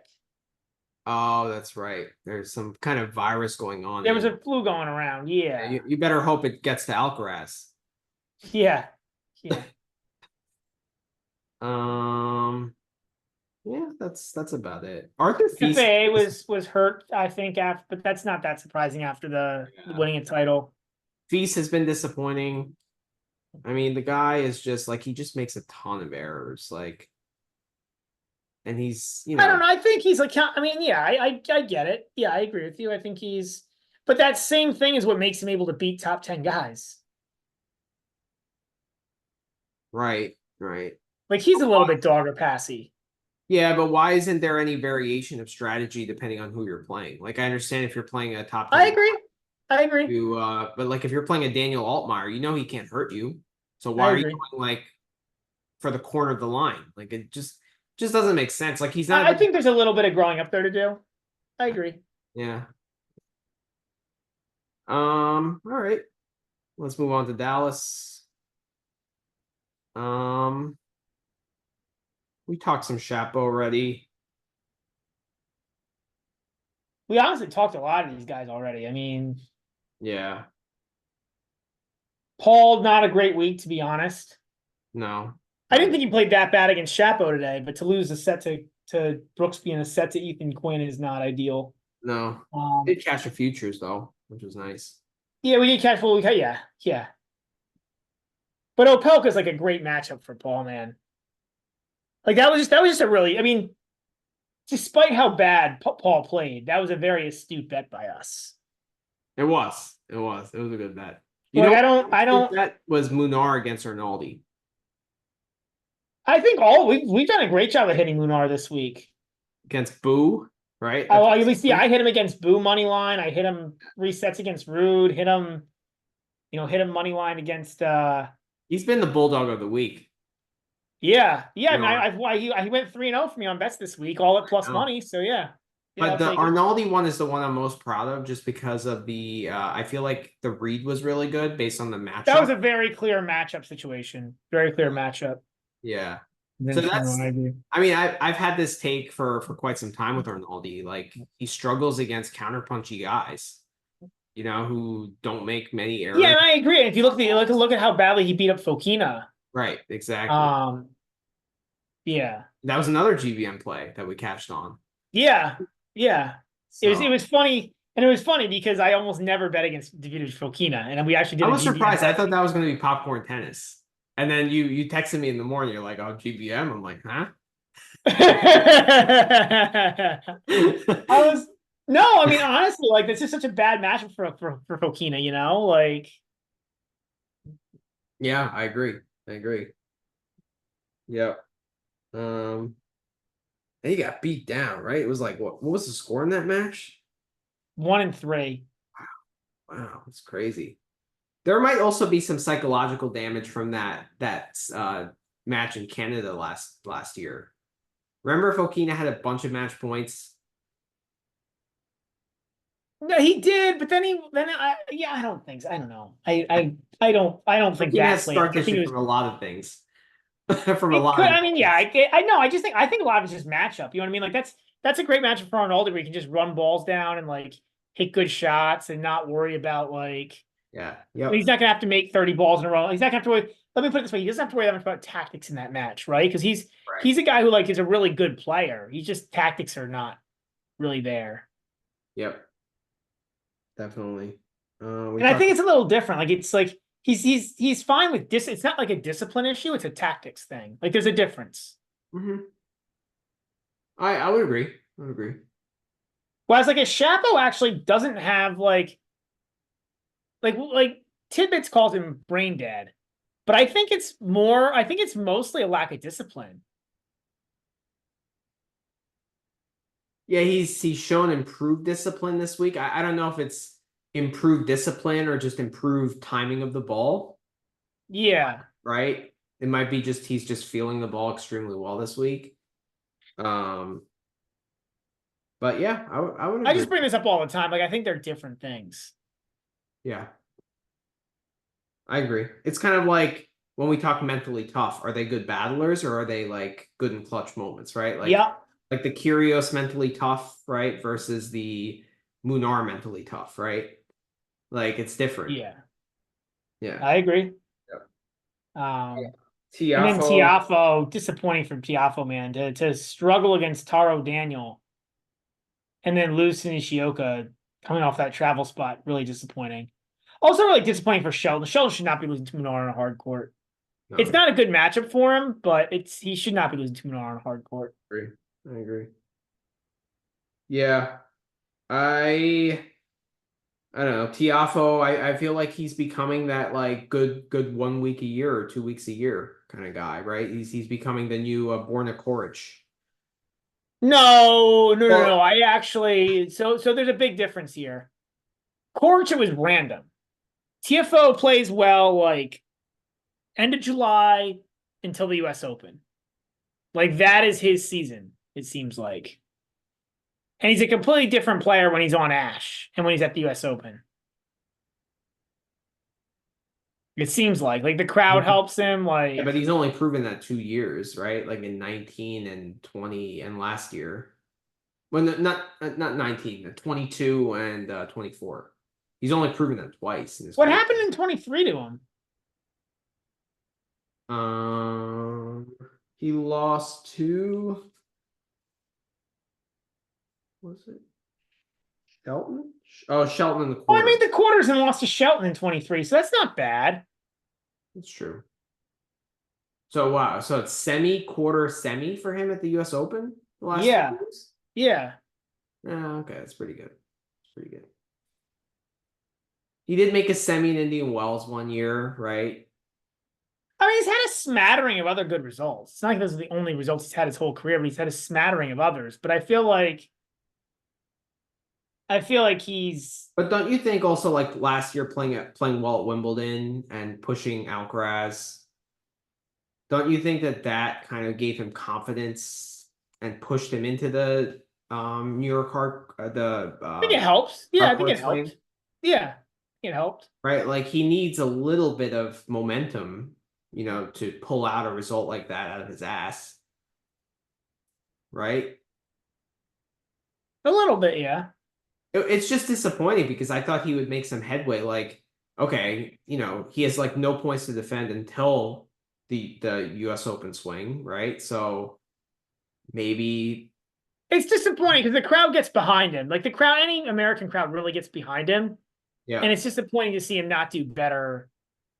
It's disappointing to see him not do better in the American. Like I understand that like Australia, if you're an American and there's not many Americans, you're not going to get a whole lot of crowd backing. It's like not, there are guys that struggle in Australia, but for whatever, it's disappointing to see. I'd like to see Tiafoe do better in Miami, do better in Dallas, do better in like some of these events where it's like where he Mhm. gets the crowd behind him, and like I just I don't know, he should Yeah, be. He's he's a good enough player to do a lot better. yeah, I agree. I agree. Yeah, disappointing. I mean, I think the Shelton loss against Munar like shows that he just has a lot of room to improve still. Yeah, yeah, I think we say it a lot with And I him. think best of five helps him, like knowing that he has some more time because like fitness is never a problem with Shelton. No, it's not fitness. It's just yeah. Yeah. His physicality is impeccable, like given that he's been on the tour for so short time. Yeah, yeah, It's I agree. impressive. Impressive. Yeah. So I We think could finish by talking a little bit more Munar. I mean, like he's been really good so far this year, man. he has. Yeah. Like, and I don't like. I just think in general he's a guy who I think is an underrated. I mean, look, he keeps winning as a dog. I think he's a guy who's like he's not just a clay court guy. Like he's got a clay court game, but like he moves decently well on hard court. Like I bring up this point a lot, but like Mhm. some of these like Bias is the best example of this in my mind. A guy who like moves well on clay and just like doesn't know how to run. Yeah, he actually lost to Hugo Dellien in the clay court challenger today. That's very disappointing for him. Yeah, That's very, very, very bad. disappointing. Yeah. But I feel like Munar, like he's he's okay on hard. Like he's not, is he like a top 20 player? No, but he's like a passable ATP player on hard. He's kind of what we were hoping Baez would be on hard, to be honest. Like a couple years ago when Baez went Winston-Salem, I remember having Tibbets on the pod and saying, like, what can Baez be on hard? And us saying, like, if Baez could be like a top 100 player on hard, like that would really help his career, because then he could at least get wins and get like some points in 9-play events, and he wasn't able to do that, but or hasn't been able to do that. Munar has. I mean, not just the past 2 runs, but even last year he had some like decent efforts. But Munar is not quite as good on clay as Baez. No, he's not. He's not. Yeah. But that's why it's like, that's what I'm saying. I guess like there's not nearly the gap. Like he does like he plays okay on hard course. He's not good. He's not top 50, but he's probably top 100. I mean, the way he's playing now, he's definitely top 50 on hard. Like the way he's playing. I think he's borderline top 50 right now, the way he's playing. Like, if you look at his wins, I mean, yes, he's 1, 2, 3, 3. He's 6-3 on hard, but his wins are Fokina, like this year. But his wins are Fokina, Borges, Musetti, Boo, Shelton, and Arnaldi. So, like, a collection of... That's pretty damn good. Relative to what he is. What? Relative to what he is. That's right. good. It's like I'm not saying it's bad, right? It's not like it's those are 6 legitimate ATP level wins, which for a guy who you think of as a clay quarter is like, pretty good. Mm-hmm. I'm just saying it's not like he's beating like. Now, do you think he's better? Do you think he's better on hard than clay? No. But it's not that much of a gap. All right. So, do you think Baena is better on hard or clay? Clay. Okay. But he's another guy who it's not as much of a gap. You know what I mean? Like I feel like we. So who do you think is better just in general, Baena or Munar? Like if they were playing now on a hard court, what would the line be? Oh, that's tough. Right now, I'd say Munar, because Munar is playing so well at this moment. I'd say Munar, but it's pretty close. And I think Munar's ball quality is better. Okay. I mean, I think Baena, I mean, the lasting image of him was losing to Michael Mo. But I actually think indoors, Munar would have the edge. If they were playing outdoors in like tough conditions, Baena would have the edge. Both those guys are pretty good in tough conditions. Yeah, you're right. You're right. It's a really close matchup. It's an interesting debate because I don't think the line would probably be pretty close to pick. Probably. Yeah, both guys are kind of underrated, I feel. Like the market doesn't really understand what to make of these guys, because like they're thinking, oh, they're pure clay quarters, but like they actually do some decent work on hard, and I feel like a lot of the betting public haven't really caught on to that. I agree. Right, so we're gonna get good lines when they're on hard, but then when we transition to clay, I feel like they're gonna be overvalued. Maybe. We'll see. They might be fade material. Okay. Yeah, maybe. See. Yep. That's all I got for Dallas. We'll probably take a quick break and then get into the draws. Yep. Yep. Absolutely. Wait.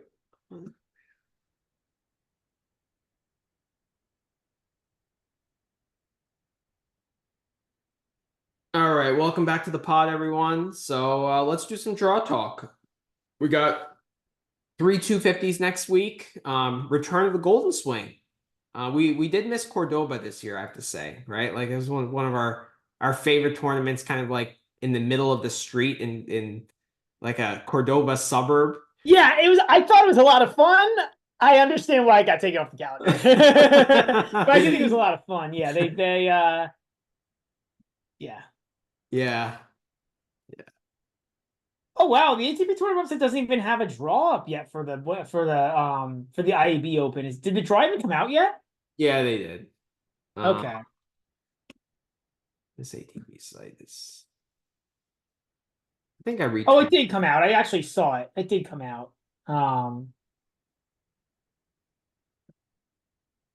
So I guess let's do Buenos Aires first. It's pretty cool that they got Zverev and Rune to come to these events. Yeah, I'm surprised yeah, I think it's definitely should definitely help the tournaments. Another note, Monday's high is 96 Fahrenheit. Wow. Wow. Okay. Yeah, 36 Celsius. Damn. And winds are going to be in the 10 to 15 miles an hour range, which means gusts are probably going to be higher. Now, there is rain that's supposed to come in Tuesday, which will then cool it down. I mean, it won't be cold, but it'll be cooler. Mhm. But yeah, it's gonna be really, really, really hot on Monday. So day one will be interesting. Definitely a day to look at guys who are factoring guys who struggle in certain conditions. Mhm. So just Um, looking at the draw, a lot of these guys are pretty decent in these conditions. Like Fonseca is a guy who I probably will fade if the I would agree with conditions are that. Yeah, like if that. he plays day one, yeah. If he He plays day plays one for he plays sure. Echeverry in round one. Okay. That being said, Echeverry has kind of struggled, and I feel like Fonseca will be a favorite. But like, I actually hope he plays day one because I think Etch has a clear advantage in those conditions. If it's day one, and he very well may play day one. Like, well, I feel like a lot of times these tournaments like to put a guy out, like a home guy out on day one. So I wouldn't be surprised Okay. to see that. I mean, a lot of these guys are pretty tough. I don't really feel like Yeah. Ruud. Acosta's the defending champion here. Facundo Diaz Acosta. I forgot about that. Oh yeah, that's right. And he plays Seaboth Welch in the first round, and then Yeah. Baez is in that little section. Um, I actually think Musetti might be a fade here. I don't think he likes those really hot conditions. He's pretty fit, but like he grew up in Italy. I don't know. He's never been good in Golden Swing. He's always Well, kind the one year he had a bad shoulder. I don't remember what his excuse be other years. Did he play Golden Swing last year or not? I don't remember. I don't I remember if don't he. think so. He played the other events, but this has never been a good time of the year for him. Yeah, but if he had a bad shoulder in 23 and he didn't play it last year, then you're going back to 22 to say it's never been a good time for him. Okay. All right. Like how many years would he have been? Fair. He hasn't been around that long. Um, Schwartzman's last professional event, Mm-hmm. got a wild card in here. Um, but I wonder how Luciano Darderi will do. I mean, he has a tough first round in playing Cerundolo, but he has those 250 points to defend in that with Cordoba. So I that think is a fascinating that is a fantastic first round match. Darderi Cerundolo. that is a good match. Um, Yep. Navoni Komasanya in the first round. That's pretty good. that's another really good first round match. And the Yeah. winner of that match plays Holger Rune, which I actually think one of those guys could be live. Yeah, I mean that's actually like that's a brutal quarter, that Q4. That Q4 is quite the fascinating quarter with Echeverry and Fonseca in there. Mm-hmm. Definitely a quarter where I definitely be looking to see who to play there because I think the answer, I mean, to me, it's got to be one of the Argentines, honestly, and you should get a good price. Mm-hmm. Like I'd be thinking maybe Navoni. He's made for these conditions with like this is one of the slowest courts on the circuit because especially if it's humid. Devoni to win the quarter might be a good bet, or he'll probably be a slight favorite against Komasana. I mean, probably the rollover would be better, honestly, because he's going to be probably plus like 250 dog against Holger. I don't know though, because it depends on like it depends. You might get like a double digits or even better. You might get like a 20 to 1 to win the quarter though, because Fonseca's in that quarter too. Ooh, that's true. And he is overvalued. I think I think he's overvalued in this tournament specifically I agree. because I think physicality is going to play a role, Yeah. especially with the draw he's got. And Like I we'll feel like that Echeverry Fonseca match has 3 sets written all over it. yeah, any Echeverry match has 3 sets written all over it. But then on top of it, now he's got Fonseca, who's good enough to take a set, but also, struggles enough. And when you factor in the physicality, 2-1 to Etch could be a good look there. But yeah, like that Q4, I think is a very And the fascinating tournament. qualifier could be decent. Like you could get a Laszlo Jiri in there as a qualifier. You could get a Sumit Nagal. You could get a Burruchaga. Um, so there are some decent qualifiers here as well. I just don't know if any of those qualifiers is good enough to really I agree. go far in this event. Like I don't think it's quite what last week was or not last week, what Rotterdam was. Not Rotterdam, Montpellier. Okay. Yeah, Etch or Fonseca would be a favorite against either of those guys or any Yeah. of those qualifiers. I agree. But yeah, Navoni looks like a decent back. So a bet I might be targeting here is a guy in the bottom half of the draw to win the event because I feel like you're going to get a good price on that given that Zverev is on the top half. Because I feel like the cumulative like feeling of like the players are better in the bottom half. Like I think Baez could be live. I think Etch could be live. Fonseca could be live. Navoni, Rune, like, and then in the top, I don't really want to back Musetti in these conditions. And really, it's just Zverev. I mean, maybe Cerundolo. Cerundolo's pretty darn good too, I That's think. pretty This is good. a clay event. He's at home. But like Needs to one of be. those guys are going to beat up on each other, right? Like Dolo and Zverev would play in the quarters. So, Yeah, but you could say, I mean, if you want to talk the bottom half, all those bottom half guys are going to beat up on each other. but what I'm saying is you probably get a good price on that You might get a good price. Yeah, you might get a just good price. because Zverev is in the top half. Like, and then also Musetti, like the market likes You're him, right. You're right. right? And Dolo will probably be like a fourth, third favorite to win this event or fourth Yeah, I favorite. don't think I would take the top half to win this event. I agree with you on that. I'm expecting that line to be more like a minus. It's probably going to be like minus 165 to plus 135 kind of thing. Yeah, Right? I probably won't bet it, but I hear your take. It's an interesting take. It's a good thought. Mm-hmm. I do think the middle quarters are more like are a little bit questionable. I think if I was going to play it, I'd be looking at the. Honestly, I'm probably looking. I like those two. I like those 3 Argentines in Q4, man. Etch, Navoni, and Comasana. Yeah, yeah.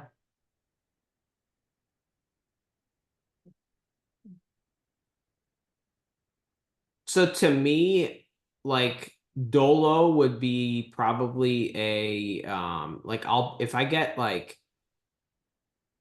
7 or 8 to 1 to win this event, I probably take it.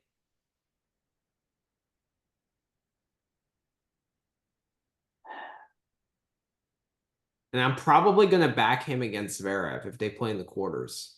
I think that's a bad spot for Zverev. Yeah, I hear you. I hear Especially you. if Dolo shows good form in the first 2 matches and like looks confident. Yeah. That seems like a great spot for to back Dolo. Um, and I'm definitely gonna look at Navoni there in that bottom section. Makes sense. Baez, I'm just not confident given he lost to Hugo Dellien in Rosario. Plus, I feel like he's done better in his career in Cordoba than here, but I could be wrong. Yeah, the weaker the field is, the better he does. Yeah, this seems actually like a pretty strong field for him, to be honest, to win this event. Although Diaz Acosta to win that to win that quarter might be a decent look.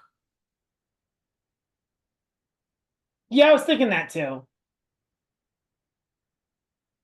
Given that like he's defending champion, he loves these conditions, like he's been good here in the past, and then like I feel like Baez also plays better if he gets a few wins under his belt, and he had a bad loss today, so like Yeah, I mean, so Baez in his career here is so in 22, he's I mean, since so in 21, he wasn't really an ATP level player yet, lost in qualifying.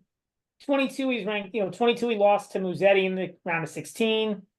23, he lost in the first round to Lajovic. And then last year, he lost in the quarters to Federico Coria. okay, So not great. not great. Definitely. I definitely think that Baez benefits a little bit of altitude too, ironically. Yeah, I would think that altitude would kind of add a little more pop on his ball. Yeah. And he's actually like pretty aggressive for being a shorter guy. True. That's true. But I also feel like Tabilo's a fade in these conditions, and then Moeller has kind of tailed off since that Hong Kong title. Oh, I don't know about that. I mean, I didn't expect him to do anything in Australia. Did he Like play? I kind of I don't know. I felt like I don't know. I felt like I'm not surprised, I guess. I don't know. Like Did he play this week? I don't think so. Oh, he played in Rosario in a clay challenger. He lost to Alves 4-4. Okay. But yeah, I'm gonna look to back Diaz Acosta there in that quarter. Yeah, I think the Costa to win that quarter could be a good look. In the second quarter, oh man, I want to back Munar, but like I don't know the surface transition, the long week in Dallas, and then like backing it up in hot conditions. Like it's completely different conditions. I'd love to, but I'll probably pass unless I get a crazy. I think it depends on what start he gets. If he gets a Wednesday start, that would help him a lot. Okay. Like if he gets like a Monday, I think if he gets a Monday, I don't think he'll get a Monday start, but I think if he gets a Tuesday start. Yeah. And then Pedro Martinez, he's coming from Rotterdam, right? Yeah, I mean Pedro was. Yeah, I don't think. That's Yeah, that's such a mess of a quarter. yeah, yeah. Yeah. I don't know who I'd look at there. I think Dusan Lajovic, if he gets past Baena, might be live against Zverev in some capacity, like to win a set. Like you always Maybe think he's much better on these like slow courts. he's much better on these slow play. Yeah, yeah, he might be. And then like Zverev first match hasn't played Golden Swing, like not acclimated with conditions, like Yeah, jet lag, I definitely would have no interest in hangover playing from Zverev in this event. I agree with you on that. hangover from losing that Australian Open final. Like I don't Yeah, I mean the guy in terms of guys that have interest in playing in this event, I'm looking at one of the unseeded dudes. I think Cerundolo could be a look. I agree with you on that. I mean I think his price will be pretty poor though. Probably Well, he not. has it helps that he has Zverev in his quarter. Because Zverev is going to be the favorite to win this event. Yeah, yeah, Who yeah. else? It's tough. The problem with these slow courts is like usually it's hard for somebody to come out of nowhere to win it. Acosta did last year, but before that, it was a history of higher seeded guys winning.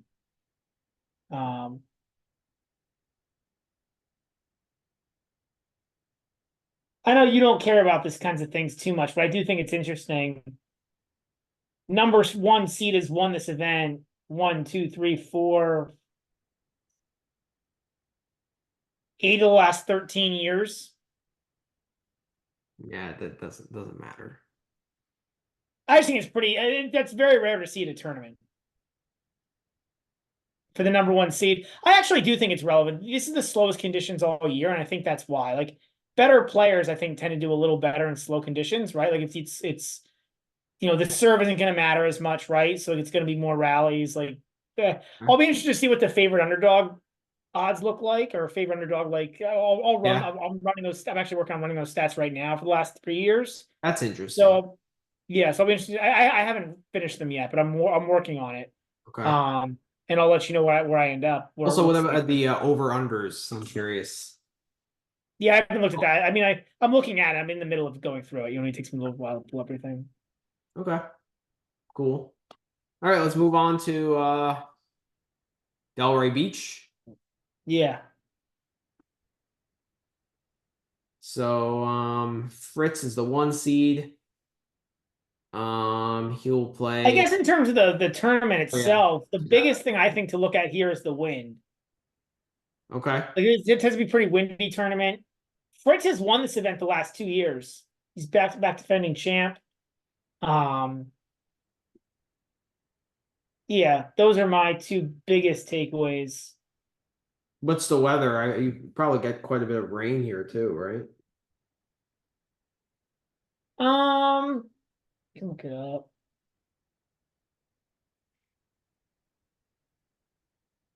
Pretty nice. Like right around 80 all week. Um, Not much rain in the forecast, ironically. Like potential for a thunder shower Tuesday and Friday, but really it's more the wind that I think is the issue. Humid, warm, humid, windy. So beach weather. Don't these courts play pretty slow?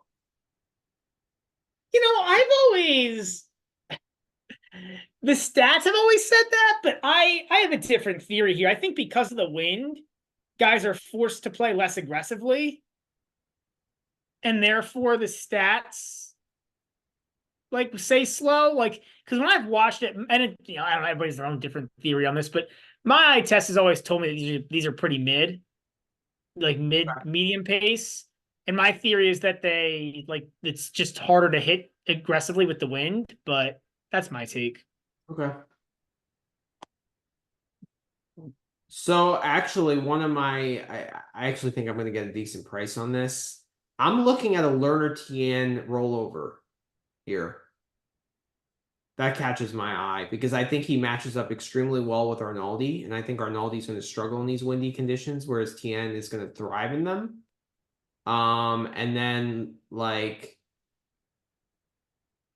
I think he could be live against Eubanks and Opelka are going to struggle in wind. And I mean, Nakashima is he's meh, right? He's like, okay, whatever. So I don't know. I really like Tien in that second quarter. What about you?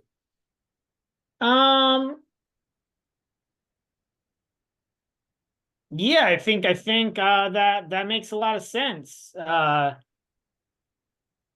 mean, the other guy is in my mind here is Nakashima. I don't love Opelka or Eubanks in windy conditions.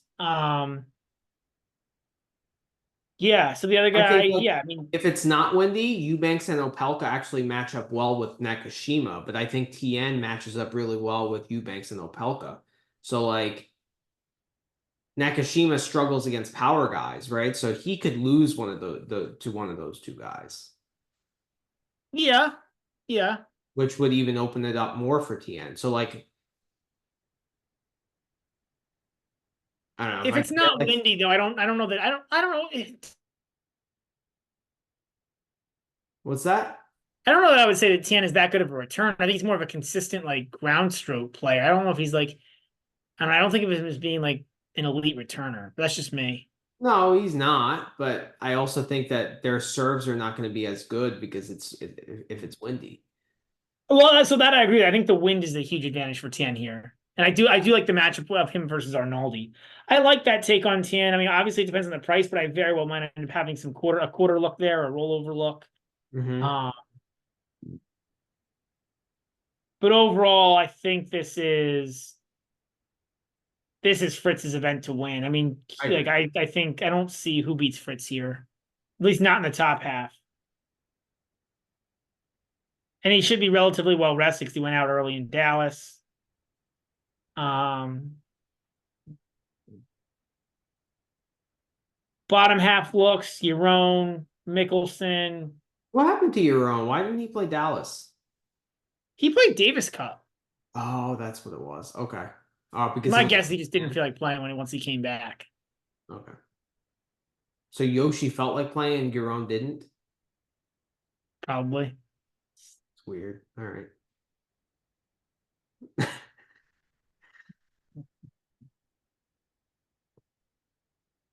Yeah, that's my take. I'm on That's one thing I do on this pod. If I sense some weakness, I'll call you out on it. I'll call these players out on it. you do. Pride in You that. do. Yeah, but otherwise, I don't know. I mean, really nobody else. I mean, on the bottom half, I think it's pretty straightforward. I think it's the two top four seeds there, Paul, Mickelson, and then your own, the seed guys. Unfortunately, it's a kind of a straightforward bottom half. And like I said, the top half, I don't see who touches Fritz here. I don't think it's kind of a boring draw, to be honest. Q2 is interesting, but I think the rest of it's pretty boring. Bokina is a nightmare. I don't know why he decided to play this. I'll probably back Duckworth as a dog. Yeah, I just think that whole Q1 outside of Fritz, like just nobody's going to touch Fritz there. Yeah. In terms of Boo futures could. perspective.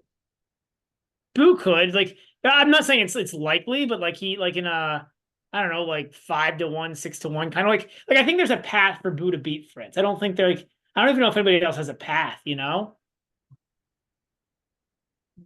I mean, in terms of round one matches, like Duckworth as a dog against Fokina seems like my favorite. Yeah, and win, that seems like a good idea, depending on what the line is. Yeah.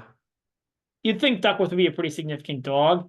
But Fokina matches up outside of the win piece. I think Fokina matches up pretty well with Duckworth. It's not like Duckworth is this super consistent player. He's mentally tougher.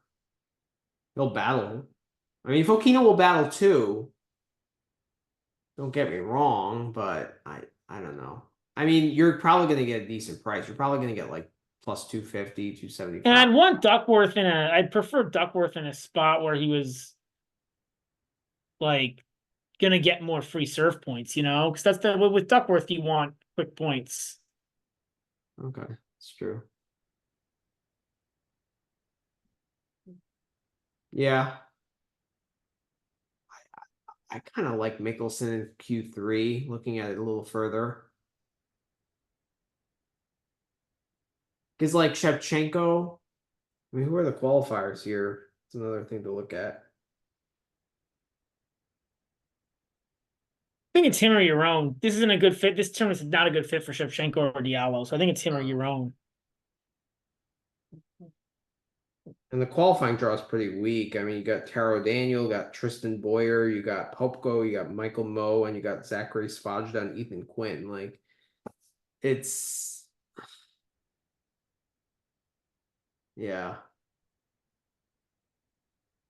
And Paul, I like his quarter, and I think all those guys are gonna have tough time in the wind. I actually think Yoshi might be a decent, might be a look.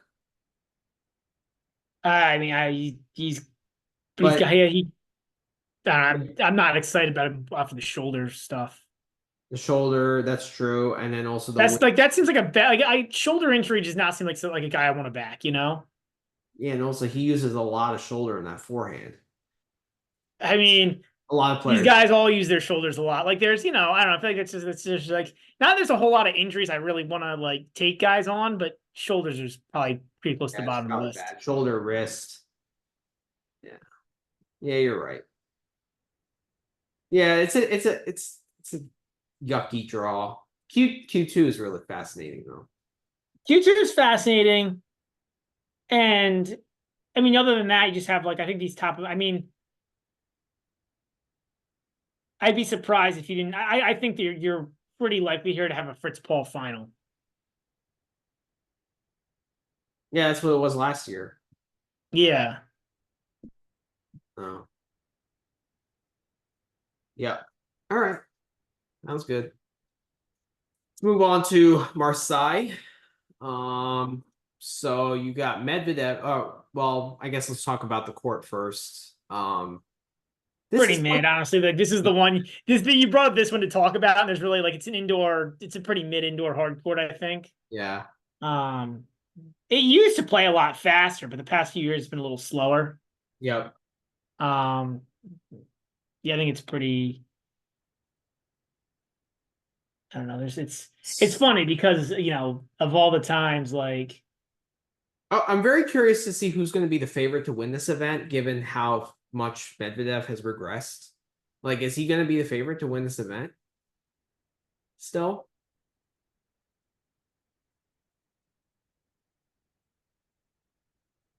that's a good question, man. Um,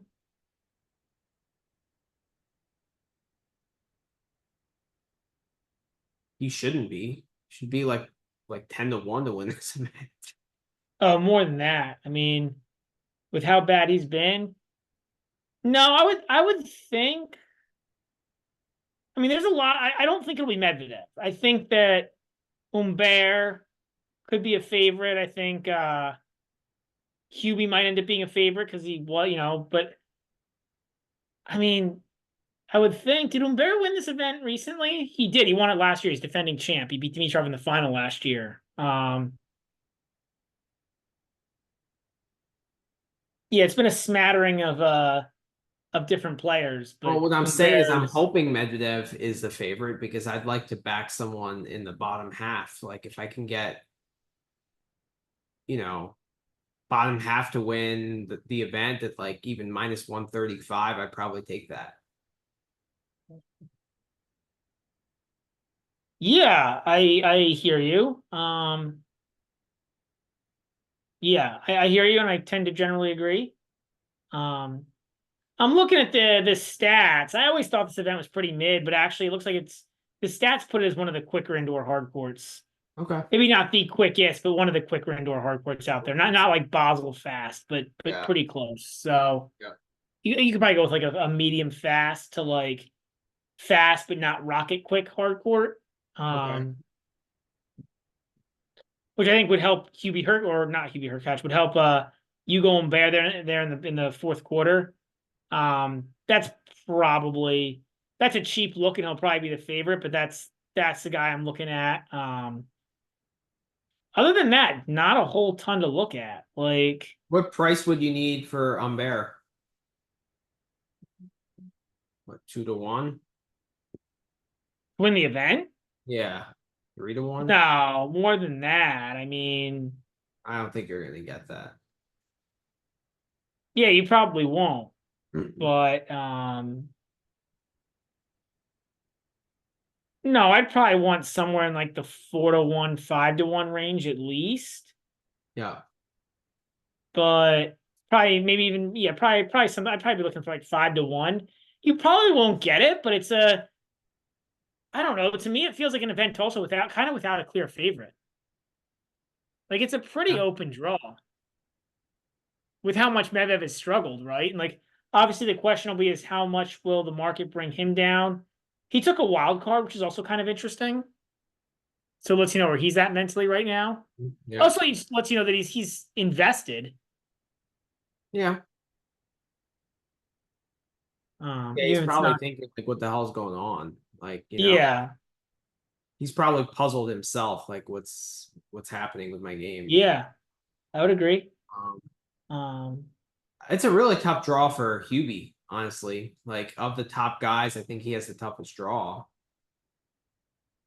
Um, Halis in an indoor French hard court with Xi Zhang, who's been disappointing, but he can, play good tennis once in a while.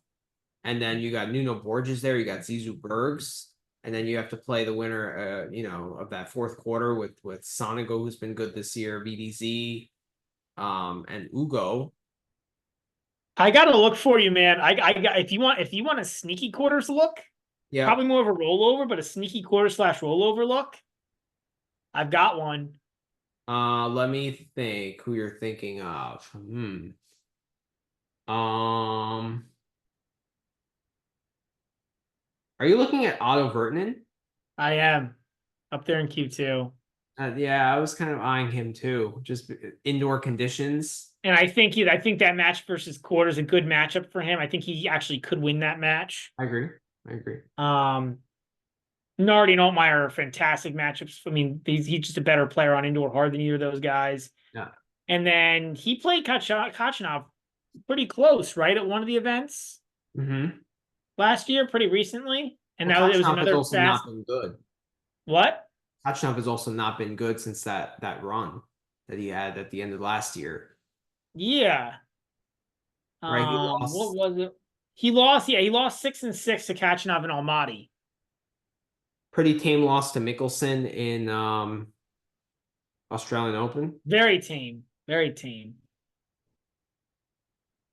Yeah, I mean, so that would be that'd be a little sneaky looking Q2. I don't know if you'll get great odds because the rest of that quarters. I mean, Hamad could be a look.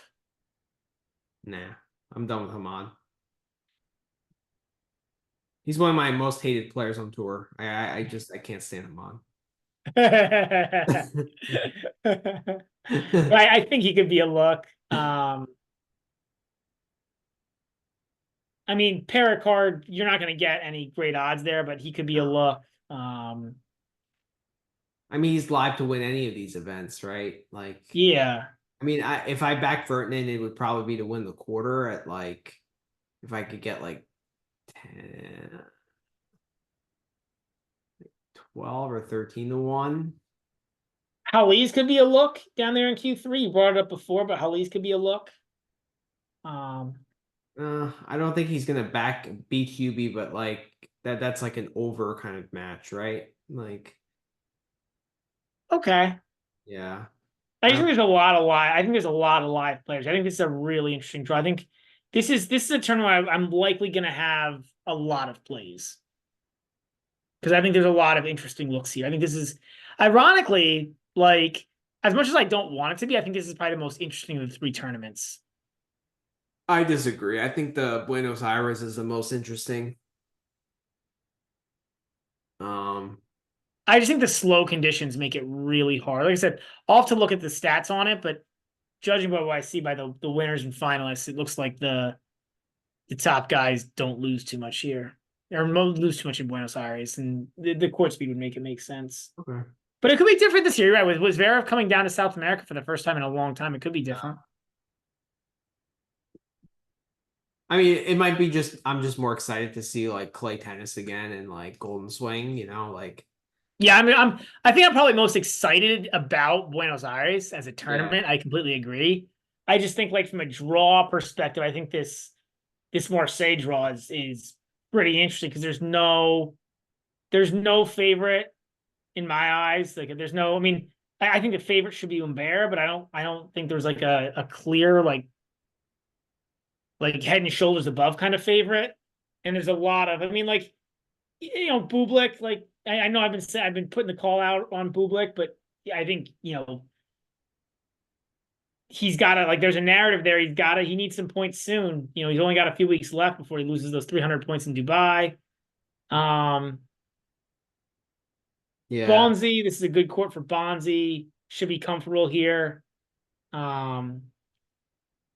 What's interesting is that there are 3 qualifiers that will be placed in Q1. Yeah. So some interesting qualifiers could be like a Lucas Klein, for example. Like if he plays a Medvedev, for example, with Medvedev's like being so passive, like Yeah. could lose that. And Kochmazov is in there. Gigante, another aggressive guy. There's a Luca Van Ash. There's a Martineau, Martin Landaluce, Henry Squire, Yosuke Watanuki, my guy Kovalik, Pierre Hughes Herbert, who probably plays decently in indoor French hard courts. You got Camille Majerac. So like there's some decent qualifiers here too. So I don't know. I like Medvedev is going to be a fade until he shows something. Yeah, I completely agree with that. I think Medvedev, I think it's gonna be a tough week for Medvedev. I think yeah, I would definitely fade Medvedev. I agree with that. I mean, I actually hope he plays one of those kind of like high risk, high reward qualifiers instead of like Harold Mayo, because like It's Mayo's just it's just a tough like it's just like a not a great quarter to be honest, with the exception of Pericard. Like Mhm. who's the other player in that? Like Struff on hardcourt, The qualities guys are kind of. I mean, the qualities guys could be interesting though. Like one of those high risk, high reward qualities means maybe. Yeah. Yeah. I like the Vertinen look. I really like the more that I think about it. Although Yeah, Altmaier that's played well in Rotterdam, but like if this court is way quicker, then he's not going to be as successful. yeah. So like maybe he's not a good guy to back. Yeah, for me it's I'm looking at Vertinen and then there's some looks in the bot. I think Holly's could be a looking Q3 also. It's tough because like Zizou's also in that That's good. section. There's a bunch of guys here. Zizou could be a look.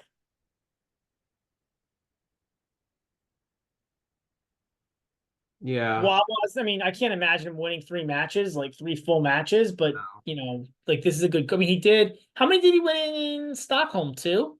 Did he make the Ew. semis? Yeah.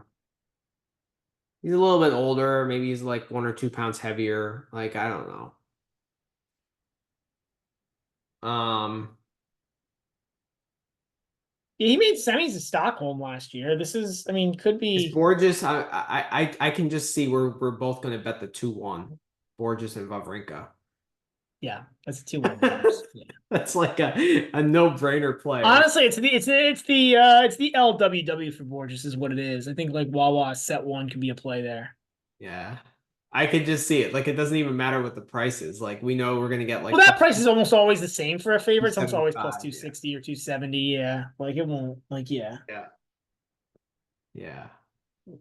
Zhang Halis is probably 3 sets. Gasquet Bublik. That's an interesting one. I don't know. I'll root for Gasquet, but I think That's a stay away. it's a good matchup for it's a good I don't know. It's a Bublik's got a chance here, man. Like there's a narrative. You thought there was a narrative against Mensik in last week, and you backed him at 2-1, and it's like, no. Well, yeah, that was in retrospect with how slow that court was, that was dumb. I will do not feel Okay. bad for backing him against Kovacevic. Like Kovacevic just played fantastic. Okay. All right. You think that there's like I'm not gonna put my hard-earned money on Bublik when like in the past he's like, oh, in February I'm just gonna show up for 1 week and like scam the tournament victory. Like just because it's happened in the past doesn't mean it's gonna happen this year. Sure, but like what else do we have to go on, right? Like Yeah, no. It's all right. If Bublik wins a tournament and I don't cash in on it, I'm okay. It's fine. I'll live. all right. All right. I'd rather not lose money with Bublik, Okay. So, all right. Any parting shots before we step away? No, Oh, I think that's all I got. is there a line for Chapo and Ruud?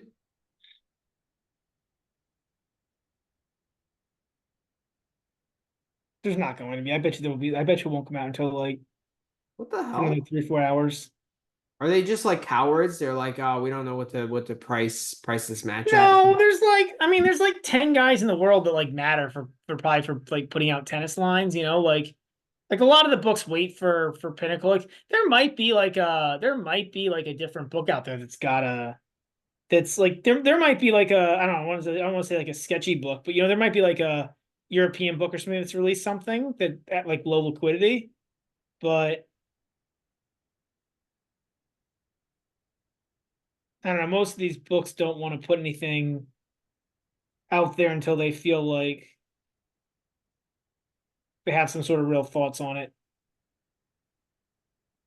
Yeah, But there's I think it's just like it like the people making the lines are asleep. yeah. Well, they've been asleep since 6 o'clock. It didn't finish at Or, six well, o'clock. it It finished at finished like at like yeah, okay, 8. it was like 9 o'clock. I mean, it was pretty yeah.